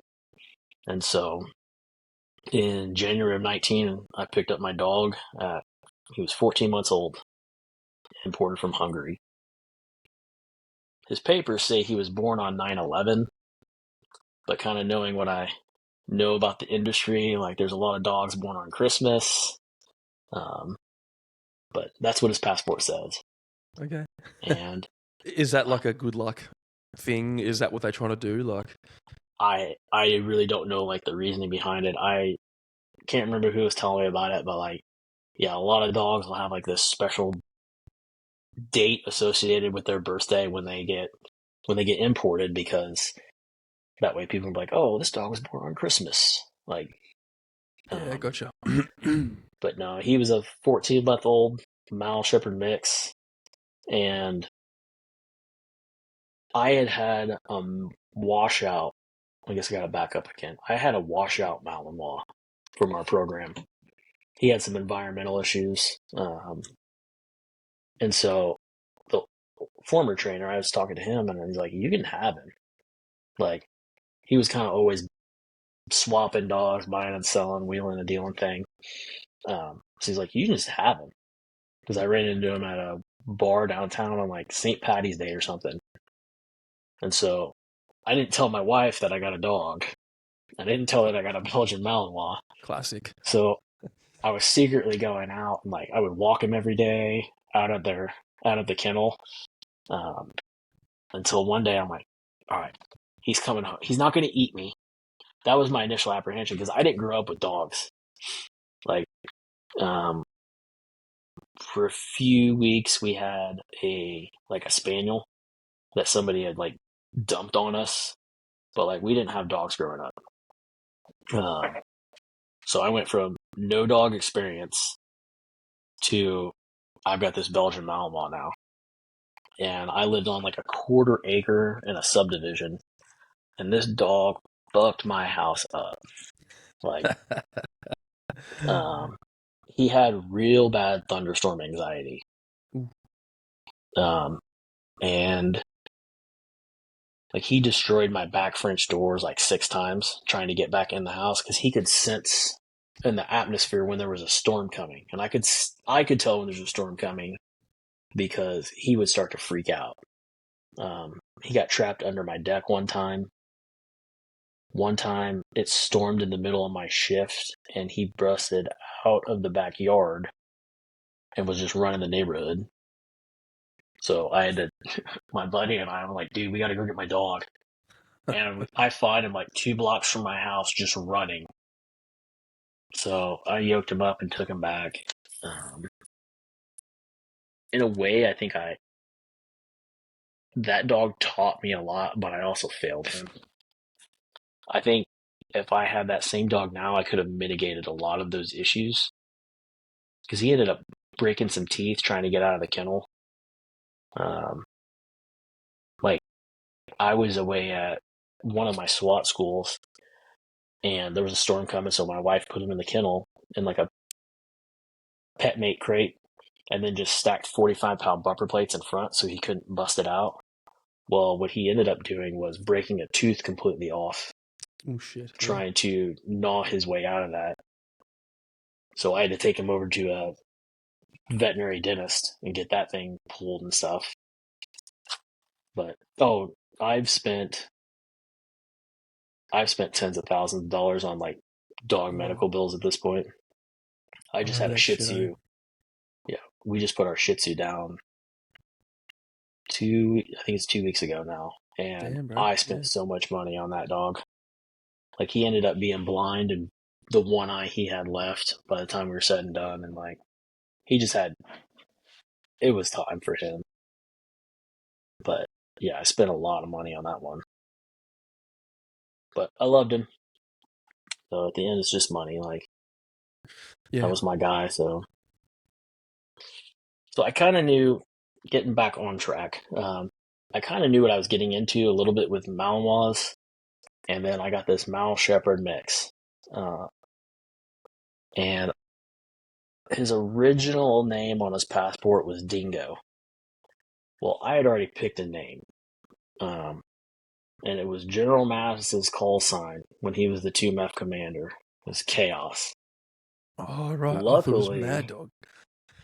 Well, they called him Mad Dog, like, behind his back, but his, like, radio call sign was Chaos. And he was anything but, which was fitting. But so I named this dog Chaos. And Chaos is Chaos most of the time. He's very neutral around, like, cover officers and everything. But, like, he's a spinner. So you give him time and he'll start spinning. And we were searching a school one day. He jumps up on a row of desks, runs all the way down the row of desks. Like he is. The downside of is he's my first working dog professionally, and he's been phenomenal. Like he's got a few quirks about him, and I still firmly believe like those are my fault. Like I just didn't know what I didn't know at the time when I was training him. And they're so minor, it's not worth trying to overcome years of conditioning because he was born in 2017. So he's getting towards the end of his career right now. Yeah. And what about jobs with that dog? Is it pretty dog intense in your area in terms of like what you can do and the sort of jobs you get? It's cyclic.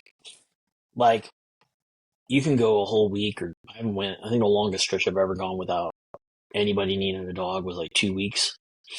And then like a random Sunday night last week or the week before, I had 4 deployments in the one day.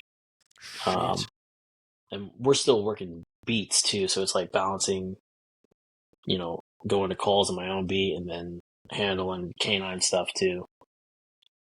So it's cyclic. Our county though, like as far as like physical apprehensions, 1 a year maybe. Like I don't know what it is, but it's probably a good thing. Like we just don't get a lot of bites. This isn't like places in Florida and stuff where dogs get 100 and something 200 bites in a career. Like, and I know like there's places where it just happens all the time. It's the way our policies are, a lot of it. And then when opportunities present themselves, so it's very few and far between. Have you got a bite with Chaos? I've got 2.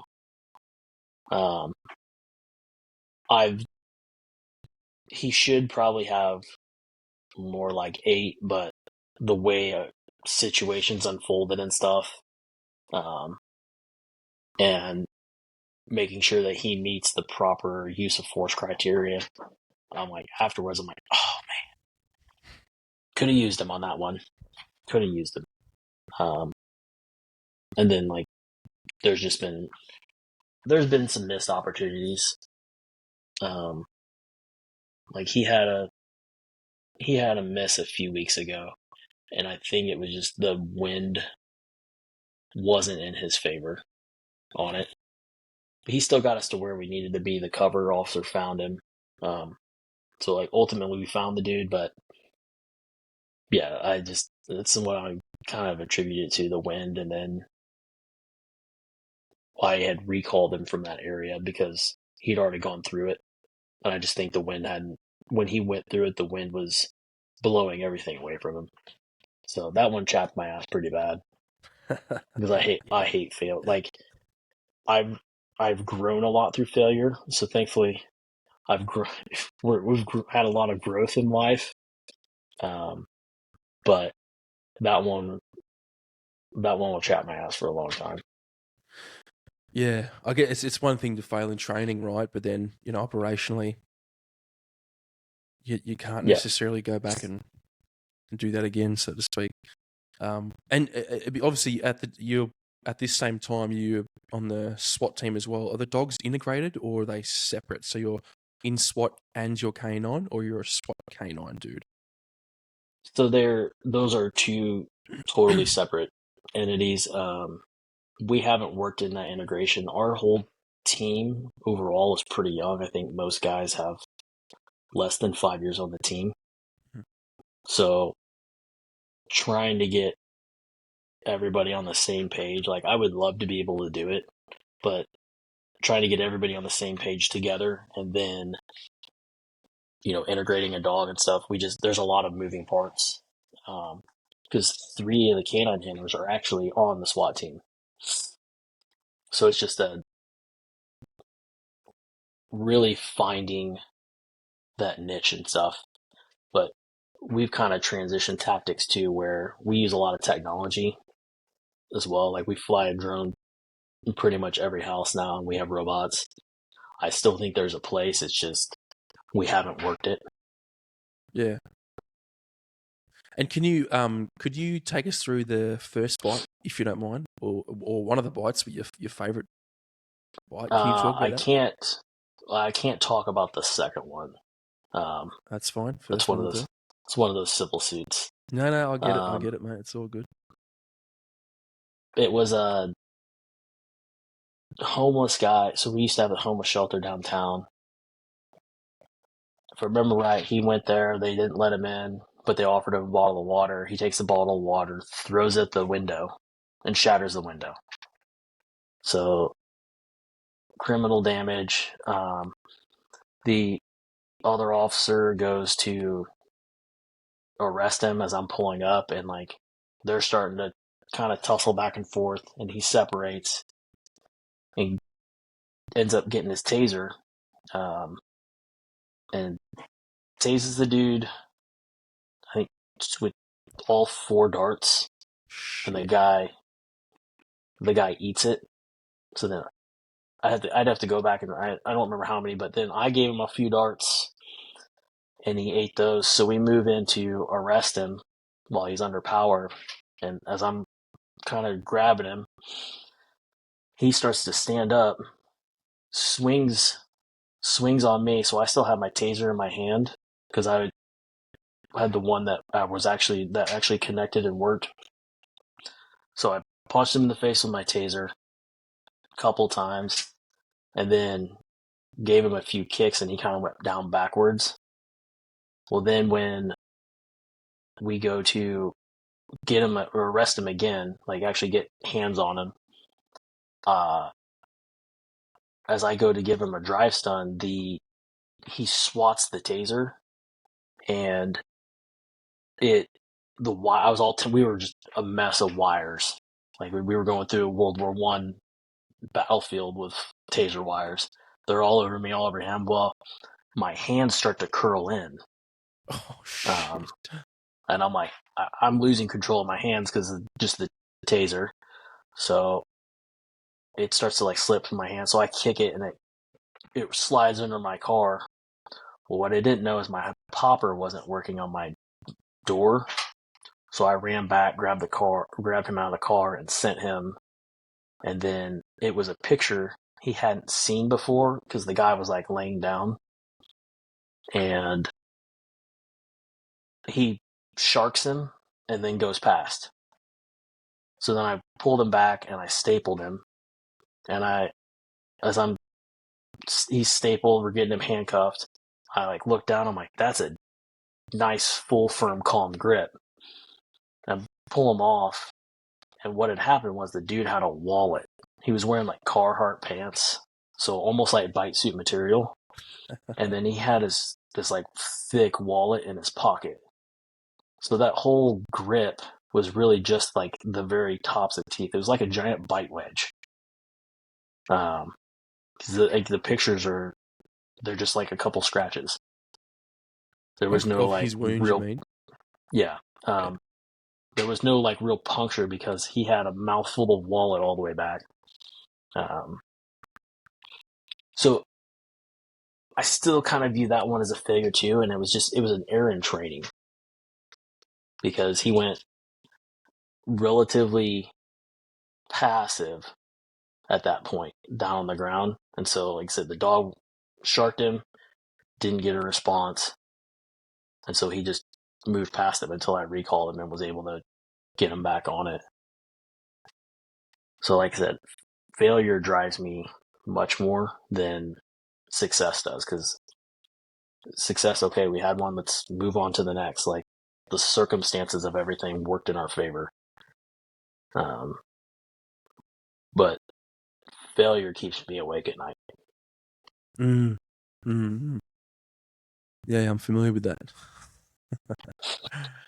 And then, dude, let's unless there's something else you want to get into, I want to go to that LIS if that's all right. Around about the time that I met you a few years ago. Yeah, If you same can. week. Yeah, That was the same week. Same week. Oh no, Yeah. shit. So ATK9 wraps up. I got home about 7:45 or so. My mother-in-law was watching. We only had $2 at the time.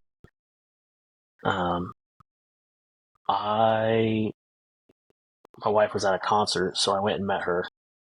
We went there, had a good time. Came home. We actually got in an argument that night when we got home. I don't even remember what it was about.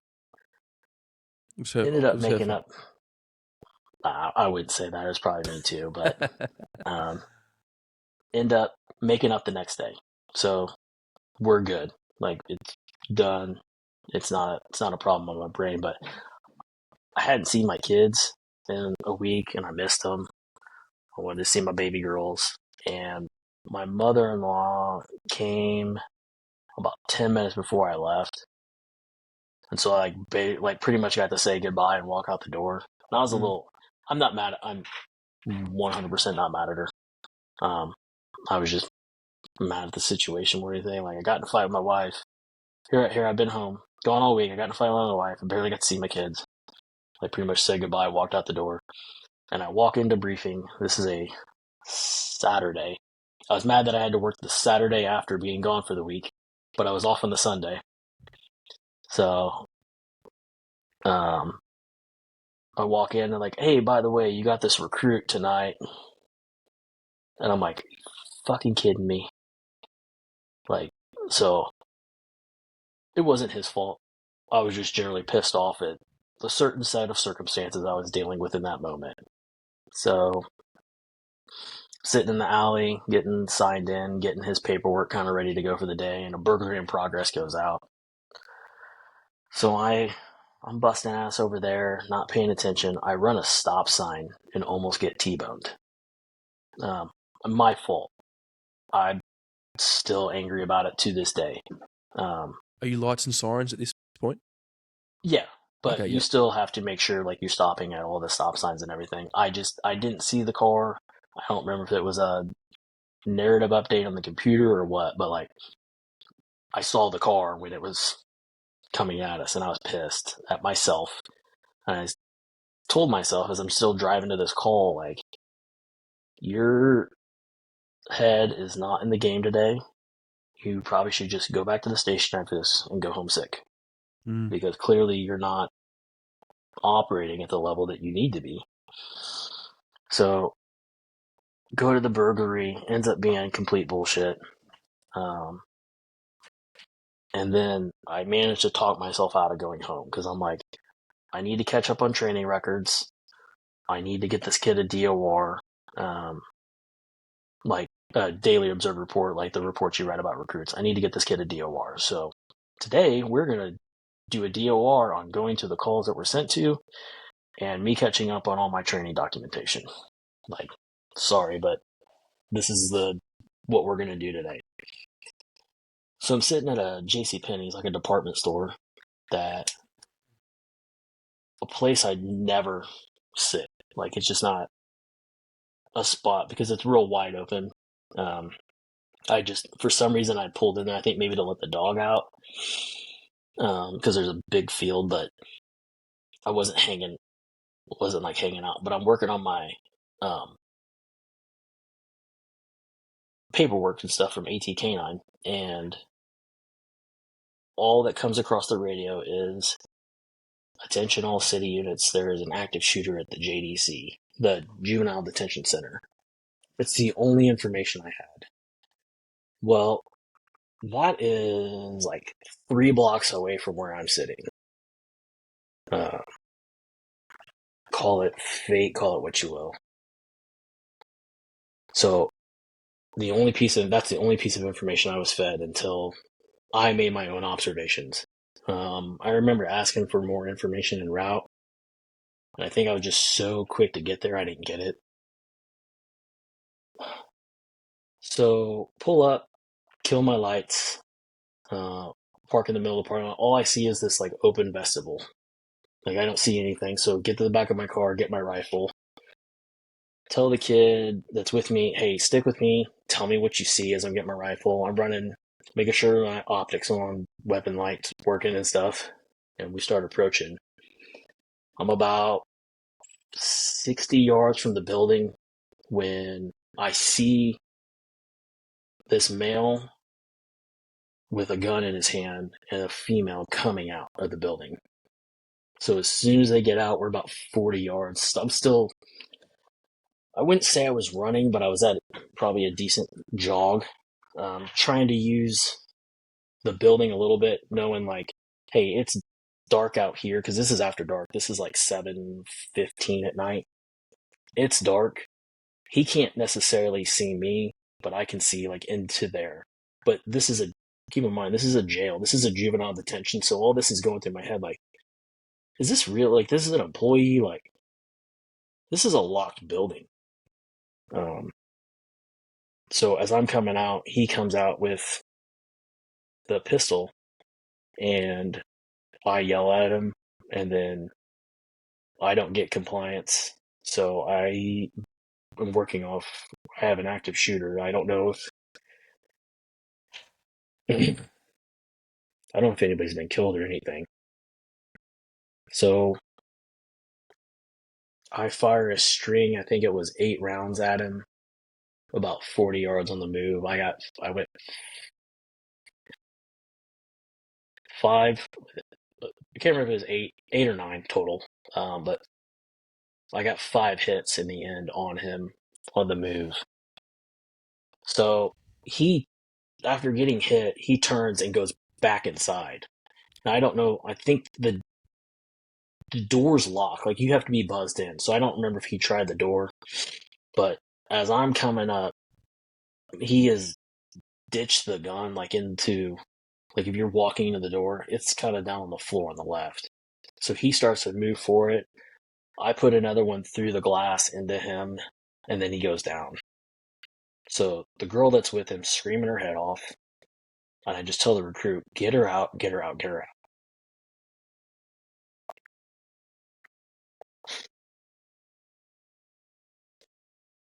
So then I just stood there and waited for backup. Yeah, so I get emotional, and it's not I think it's a point of pride. Is what I put it down to, because that's one of the worst case scenarios for like police officers. And everybody has said like the response was textbook perfect. And so I take pride in like I've dedicated most of my adult life to this kind of thing. And so when on the line, when it really mattered, like there was performance. So I yell at him to get her out, get her out. I'm good. Like, I'm breathing. I know that there's people coming. As soon as they get in there, I'm like, hey, you guys, somebody needs to secure this gun, and then we need to start getting him aid, because I can see that he's been shot. Like, I know I shot him. So as soon as that, there's 2 or 3, I step out, because I still understand now I'm going to be investigated for a shooting. I regret doing that portion, only in that I should have known better. We should have still tried to make entry into the facility and clear the facility. Because statistically, there's only one, but in the event there's, more, that kind of thing happen. So when I come out, I remember there was a deputy like walking right where I shot, and I yell at him, "Hey, stop. That's where I shot my rounds. Like, I know that we need to preserve the crime scene. Like, this is gonna be a big deal." At that point, we would get an officer involved shooting every 2-3 years. It wasn't very often. It was more of a rarity. Since then, we've had one a year. But the part that I found upsetting was I heard on the radio, tourniquet applied, and I knew that I didn't apply a tourniquet. I knew that nobody in there had applied a tourniquet. So 2 + 2 = 4. I figured out that they tourniqueted the female that was with the shooter. So I was upset by that, because I'm like, I shot her. Like, and then they escort me to a car and stuff, and I'm like asking everybody, I need to know, like, did I shoot her? Did I shoot her? Like, I need to know this stuff. Like, and I asked a lot, and I would ask different people when I didn't get the answer I want. I'd try to find somebody else. Hey, go ask this. Go find this out. Like, go find this out. Like, so that part was upsetting to me.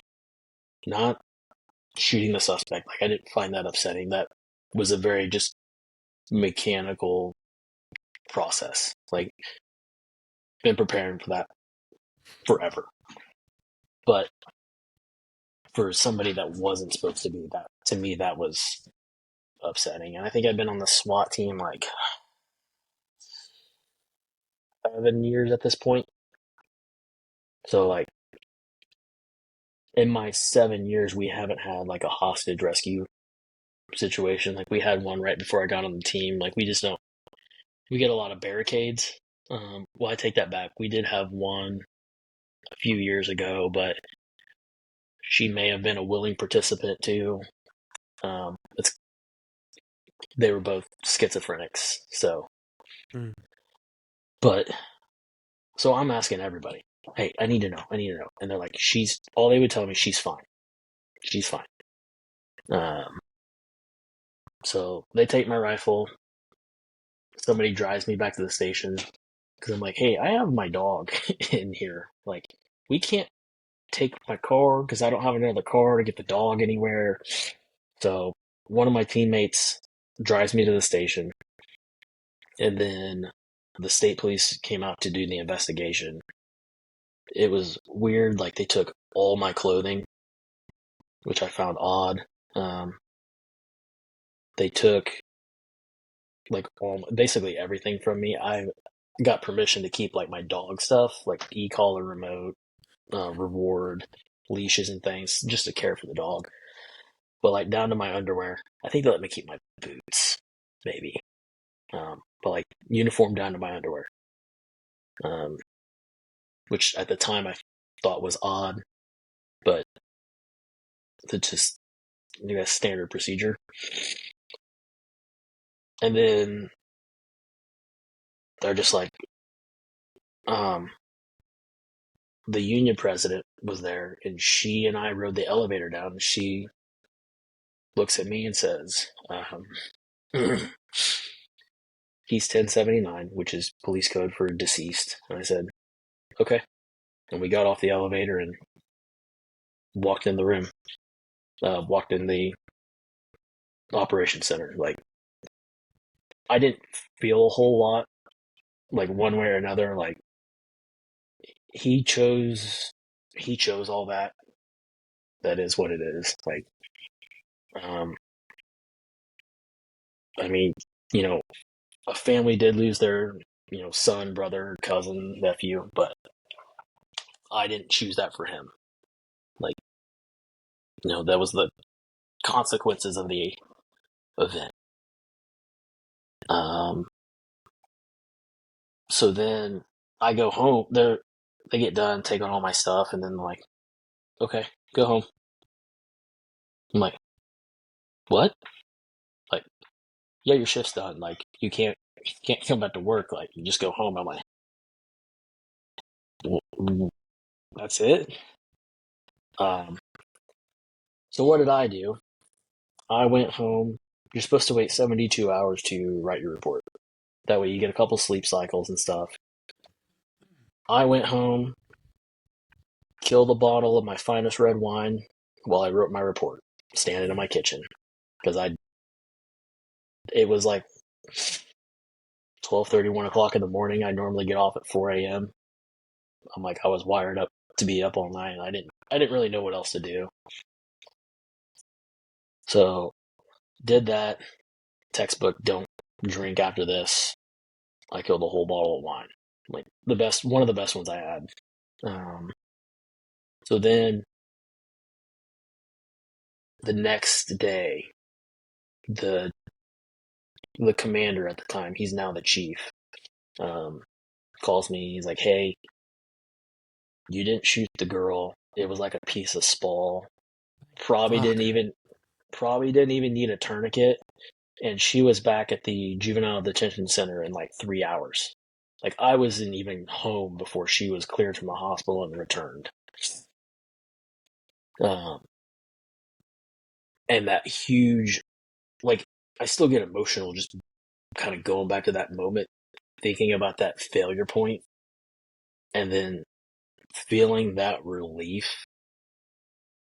Like, it was just like a very minor injury, but we've pushed like stop the bleed stuff heavily at my place.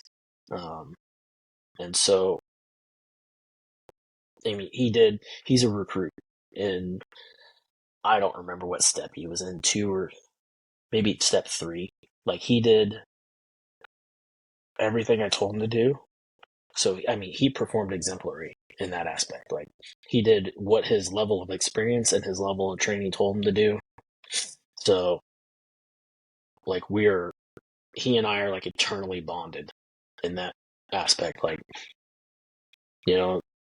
that's an intimate moment amongst people, and like I said, that'll be a forever thing. But I felt this huge weight gone, because I'm like, you did it. She's relatively uninjured. I mean, you've taken pieces of spall at the range, like, so it happens. But so then I was on admin leave for 3 weeks at home, and I say those are like 3 of the best weeks of my life, because I was just a stay-at-home dad. Like, I hung out with my kids. Like, my oldest was a little contentious with me usually. Like, she was definitely a mama's girl. Like daddy couldn't do anything for her. And Sounds it about right. irritated me. It would get on my wife sometimes because she's like, your dad's right. Like I'm trying to contribute. And nope, can't do it.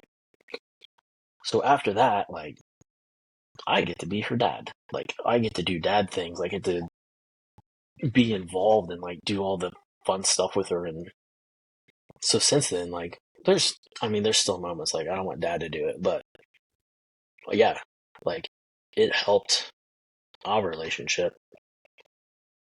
Um, but, like I said, I only get emotional because it was a monumental affirmation that all the time, money, and energy I've put into making sure, like, when my ticket's punched, I show up and perform. Like, that was the tangible result. Um, Now, I wish it would have been, 8 for 8. Um, and I won't sit there and try to make excuse. Oh, it was on the move at night. Like, he was on the move. Like, I'm not gonna. That's that's what it is. And then pushing the facility, like, that should have, in my opinion, I should have just we should have continued on that because don't know what else is there. Um, I've still, I've I have been in the back there before, but we've since done canine sweeps multiple times since then. That facility was closed for over a year.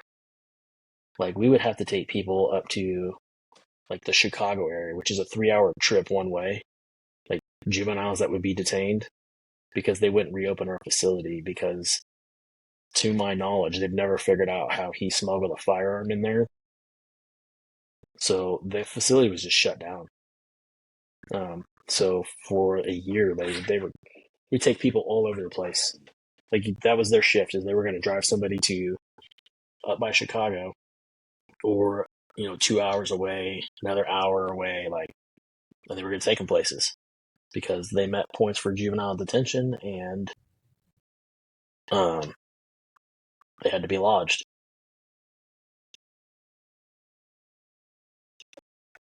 But I I often preach, um, one of the, like, the traits of, like, the Marine Corps is being technically and tactically proficient, like just being good with your tools.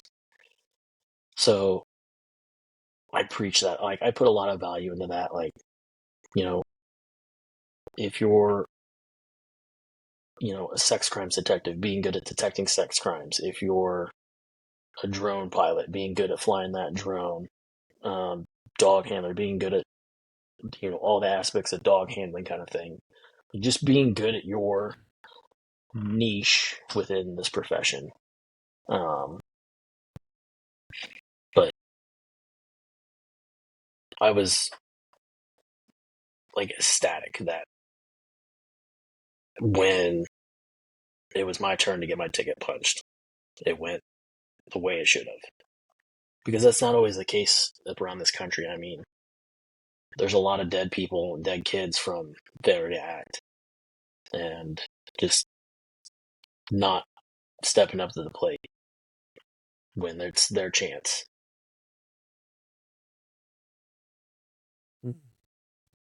And all that emotion, man, like you were saying about, you know, feeling affirmed in your competence and your capacity to be a police officer and help people and serve the community and whatnot. Did you go away and do a lot of work on the other aspects of that? Having taken a life, those sort of things. Did that ever come back to bother you? Did you ever do deliberate work on that? Or are you pretty happy? You're like, I didn't take a hostage. You did. I didn't point a gun at me. You did. What's interesting is I was already starting that. Like I told you, like, a few years ago, I started, like, working on myself and dealing with past bullshit. Mm. That was on a Saturday. I already had it prearranged appointment. I'd been seeing a therapist for a few months at that point on that Monday. And I walk in, he's like, "What's going on?" I'm like, "Well, I killed somebody on Saturday." Yeah. And it's like, "Okay, well, let's talk about it." So I got all that. I was already ahead of all that. So it didn't, it wasn't like a burden. Like there was, there was a lot of things I could control in that, and then there was something like I couldn't control what he did. Like I couldn't control how that situation developed. Like he he calls all that. I was a response to that, not a contributor or a cause.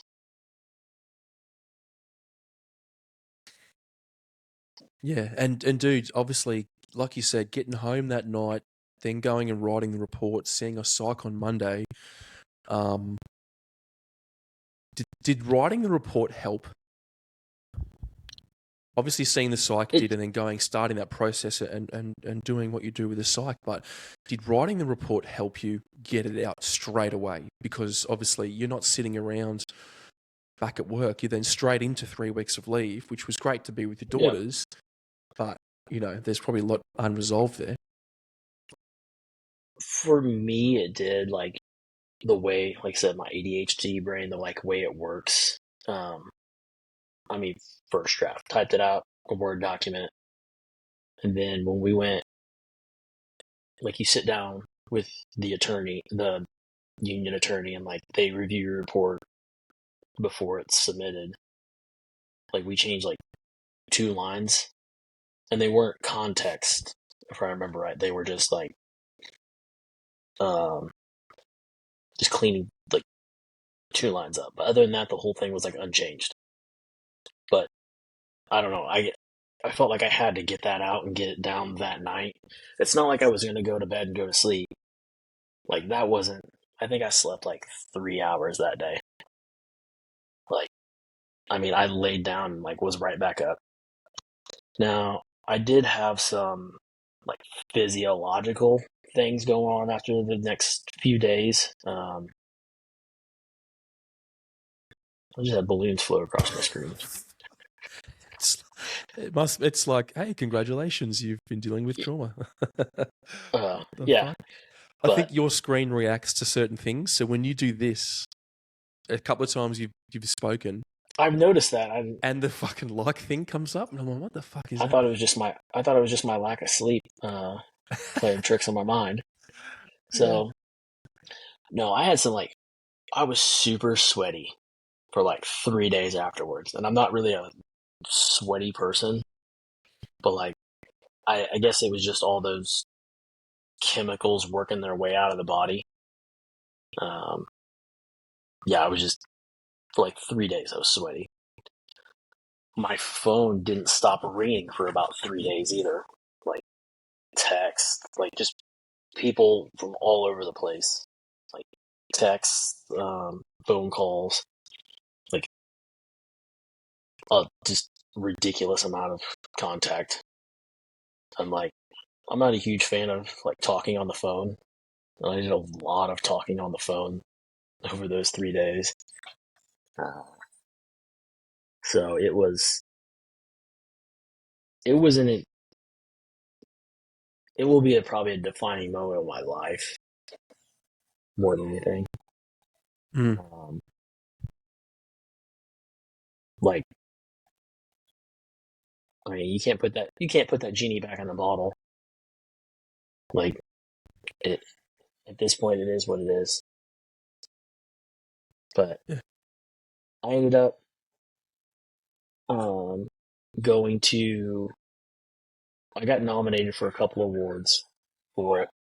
Um, I went to Washington D.C. to the National Association of Police Officers conference, the awards conference, um, as an honorable mention. So basically, like all the different police unions across the United States, before Police Week, submit all these different cases. And there were, I don't know, 50 or 60 of us there from all over the country. When I was one of the honorable mentions for my incident. But it was a very, very cerebral experience. It was like, I flew my wife out with me. So like we've never been to Washington D.C. So we toured all the monuments and things that night, the night we landed. Because we're like, what do? We don't have any kids to take care of. Like, we don't have any like dogs to take care of. There's no responsibilities. Yeah, let's go to bed. Oh yeah. Well, I was like, just go walk. We walked, or we like Uber to dinner, and then I was like, let's just go walk around. Next thing I know, we're at the Lincoln Memorial. We're out we walked the whole National Mall, saw the World War II monument, walked to the White House. Beautiful. And there was just a light enough drizzle, like there was nobody out.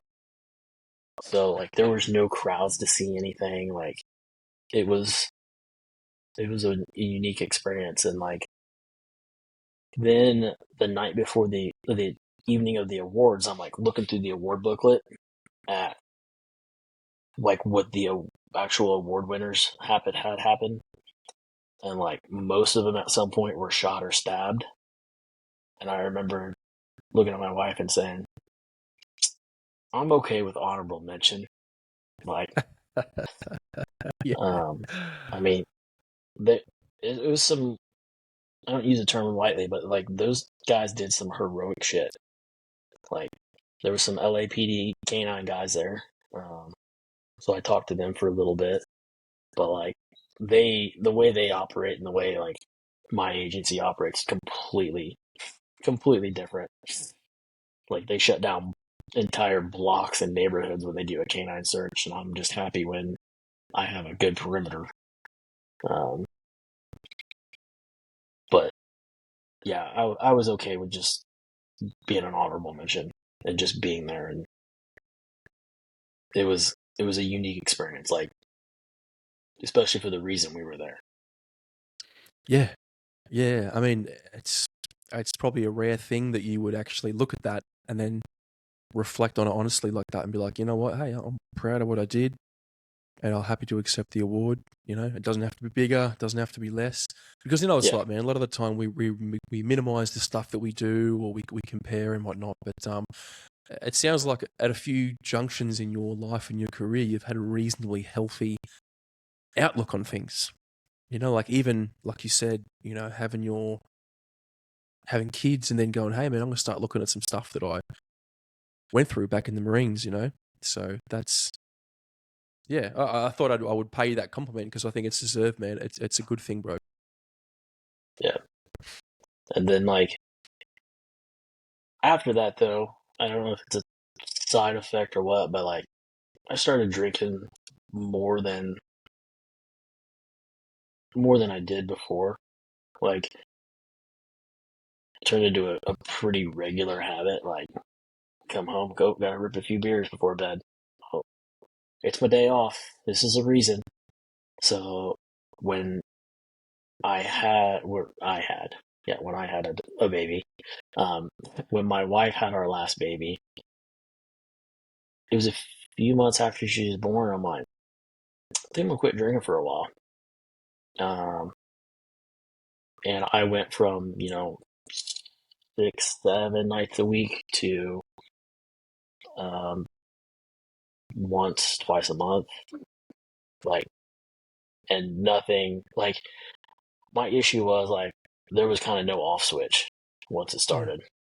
It was until I was ready to go to sleep a lot of times, and like I've had a few times where I've quit. And I'm like, oh, I'm good. Like, I don't have a problem. And I still don't necessarily think that it's a problem, but like, it's not the example I want to set.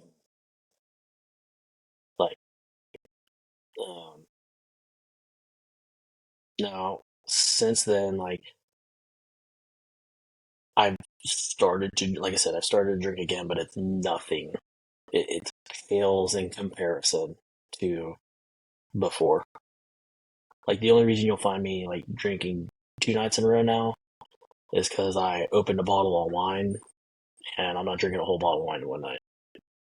So, the next night or the night after that, I'll finish the bottle, like a couple glasses, like, but not just drinking to get ripped.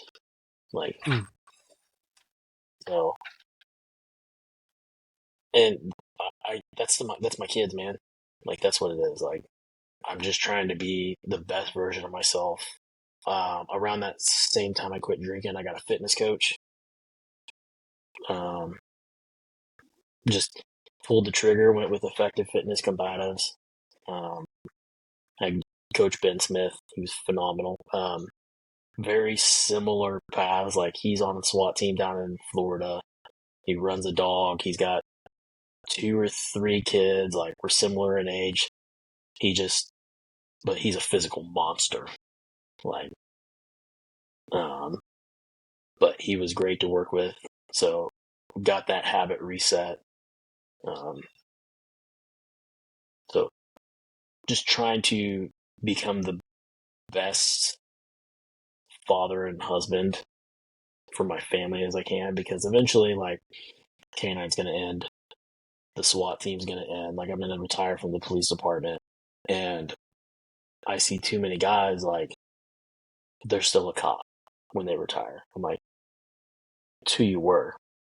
Because, like, was it September of 24, my whole unit got together for a reunion down in Houston. And it was good to see a lot of those guys. I mean, I hadn't seen some of them face to face in like 19 years.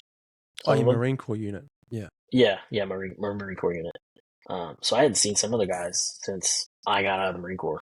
A couple of them, but like the majority, I hadn't seen them forever. And,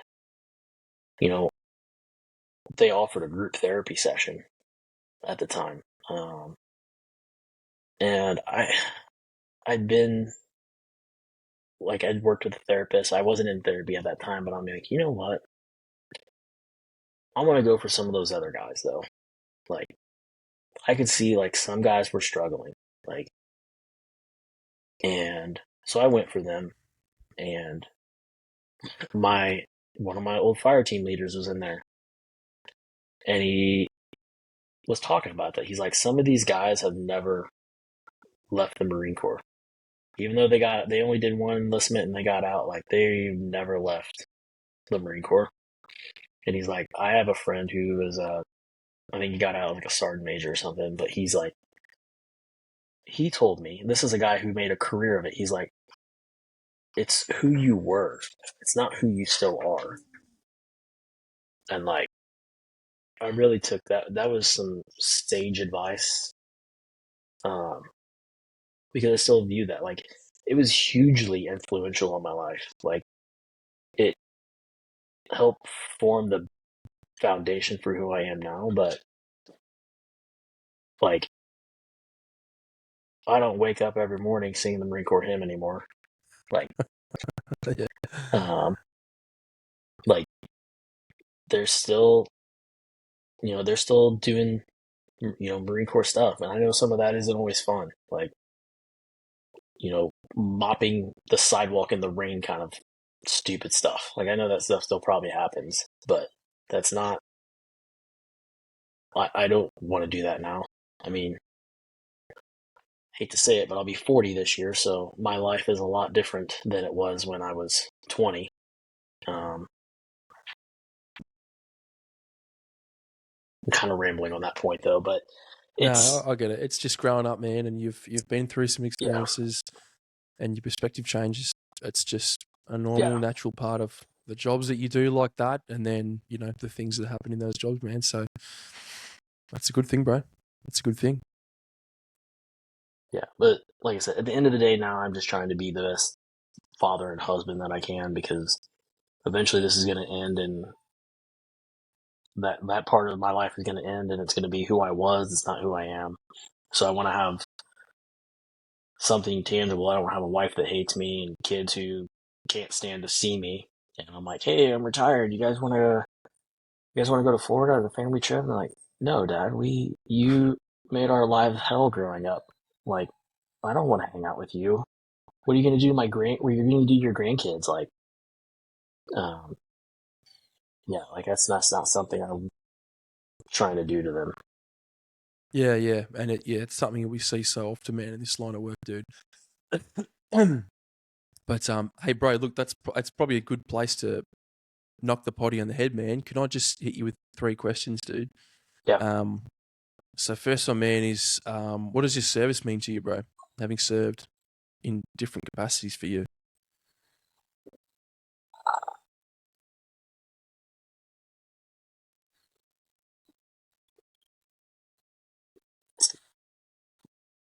Wish you'd gave me a chance to think about that one beforehand. Um, so earlier I talked about like better.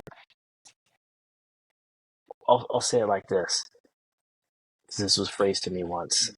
I try to be the cop that you would want to show up at your family's house when they're on their worst day.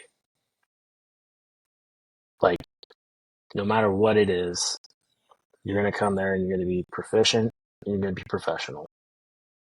And that would be what I would want to come to my house if I wasn't here. I don't want some low information, slovenly looking cop show up when my family needs, you know, the A team. And I'm getting the guy that didn't even make the cut. So that's where I try to push myself towards. Because I want to be the person that when you show up or you're like, I need help, like, oh, thank God this guy's here. Like, all right, we're gonna be fine. Yeah, that's a good answer, man. I like that, dude. And what about after your service, man, or outside your service? Who are you, bro?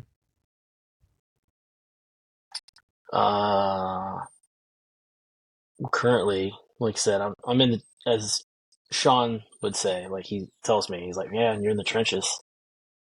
Like some of my hobbies have kind of fallen off. I used to hunt and fish a lot, and that raising 3 daughters is kind of taken aback. Now I'm a restaurant customer and a medical patient, and sometimes a princess. Um, so like I would say I'm a dad and a husband outside of work, and then I have a couple hobbies. Like I got chickens in a garden, like I do that, and then work out and sometimes play some video games on my computer. But that's pretty much it Yeah, for now. that's fine. There's And nothing wrong with that.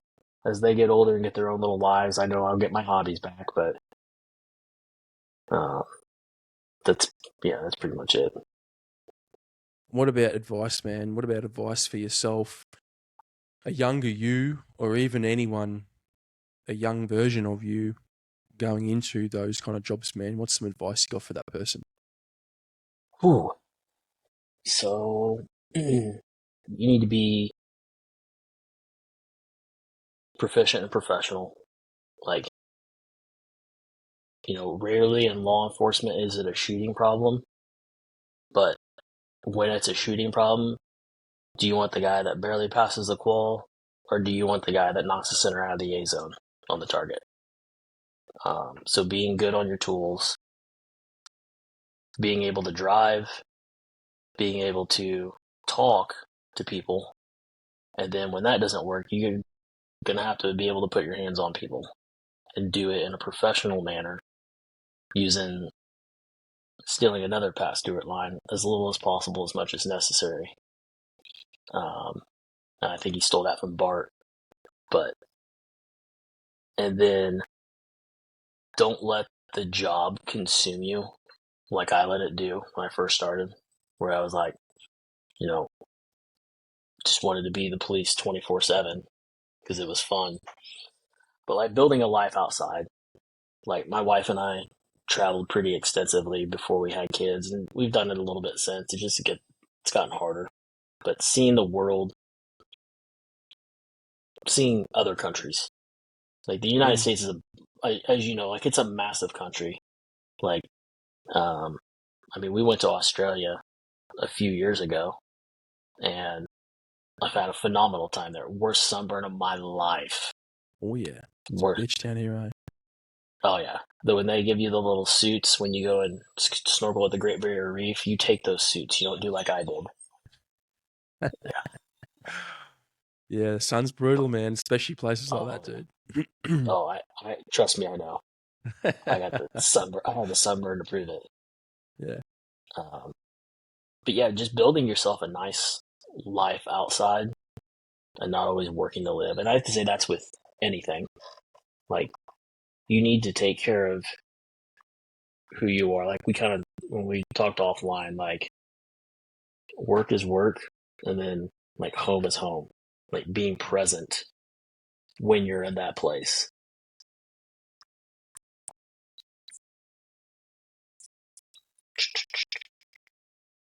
That's good. Don't drink too much. That's a good answer. That's I was going to say, don't overthink it, man. It's all good. That was perfect, bro. Yeah. But look, mate. We'll knock it on the head, dude. Knock it on the head there, dude. Sorry. And then, mate, I'll tag you and do a little collab thing. But dude, thank you so much, man, for being on the potty, bro, and for sharing that stuff, especially the hard stuff, man. I always appreciate that the most, man, because sometimes it's maybe you haven't spoken a lot about it, or it's difficult or whatever. So, man, I appreciate it, dude. Yep. I appreciate you having me. Like I said, we talked about this a little bit, and you kind of convinced me. So, didn't take much convincing, mate. Don't be so humble. You're like, hey, bro, can I do your podcast? I'm like, no, Brian. Brian, that please. I don't want to hear anything you have to say. That was exactly how it went. No, I appreciate it, man. All right, and for those of you watching and listening at home, we'll see you next time. Thanks for listening to that episode. We've got more episodes on the way. In the meantime, check out warriorsandwardens.com for keynote speaking or workshops for operational readiness and longevity in military or first responder teams using emotional well-being and sharing lived experience. I'm your host, Tom Brown. See you next time.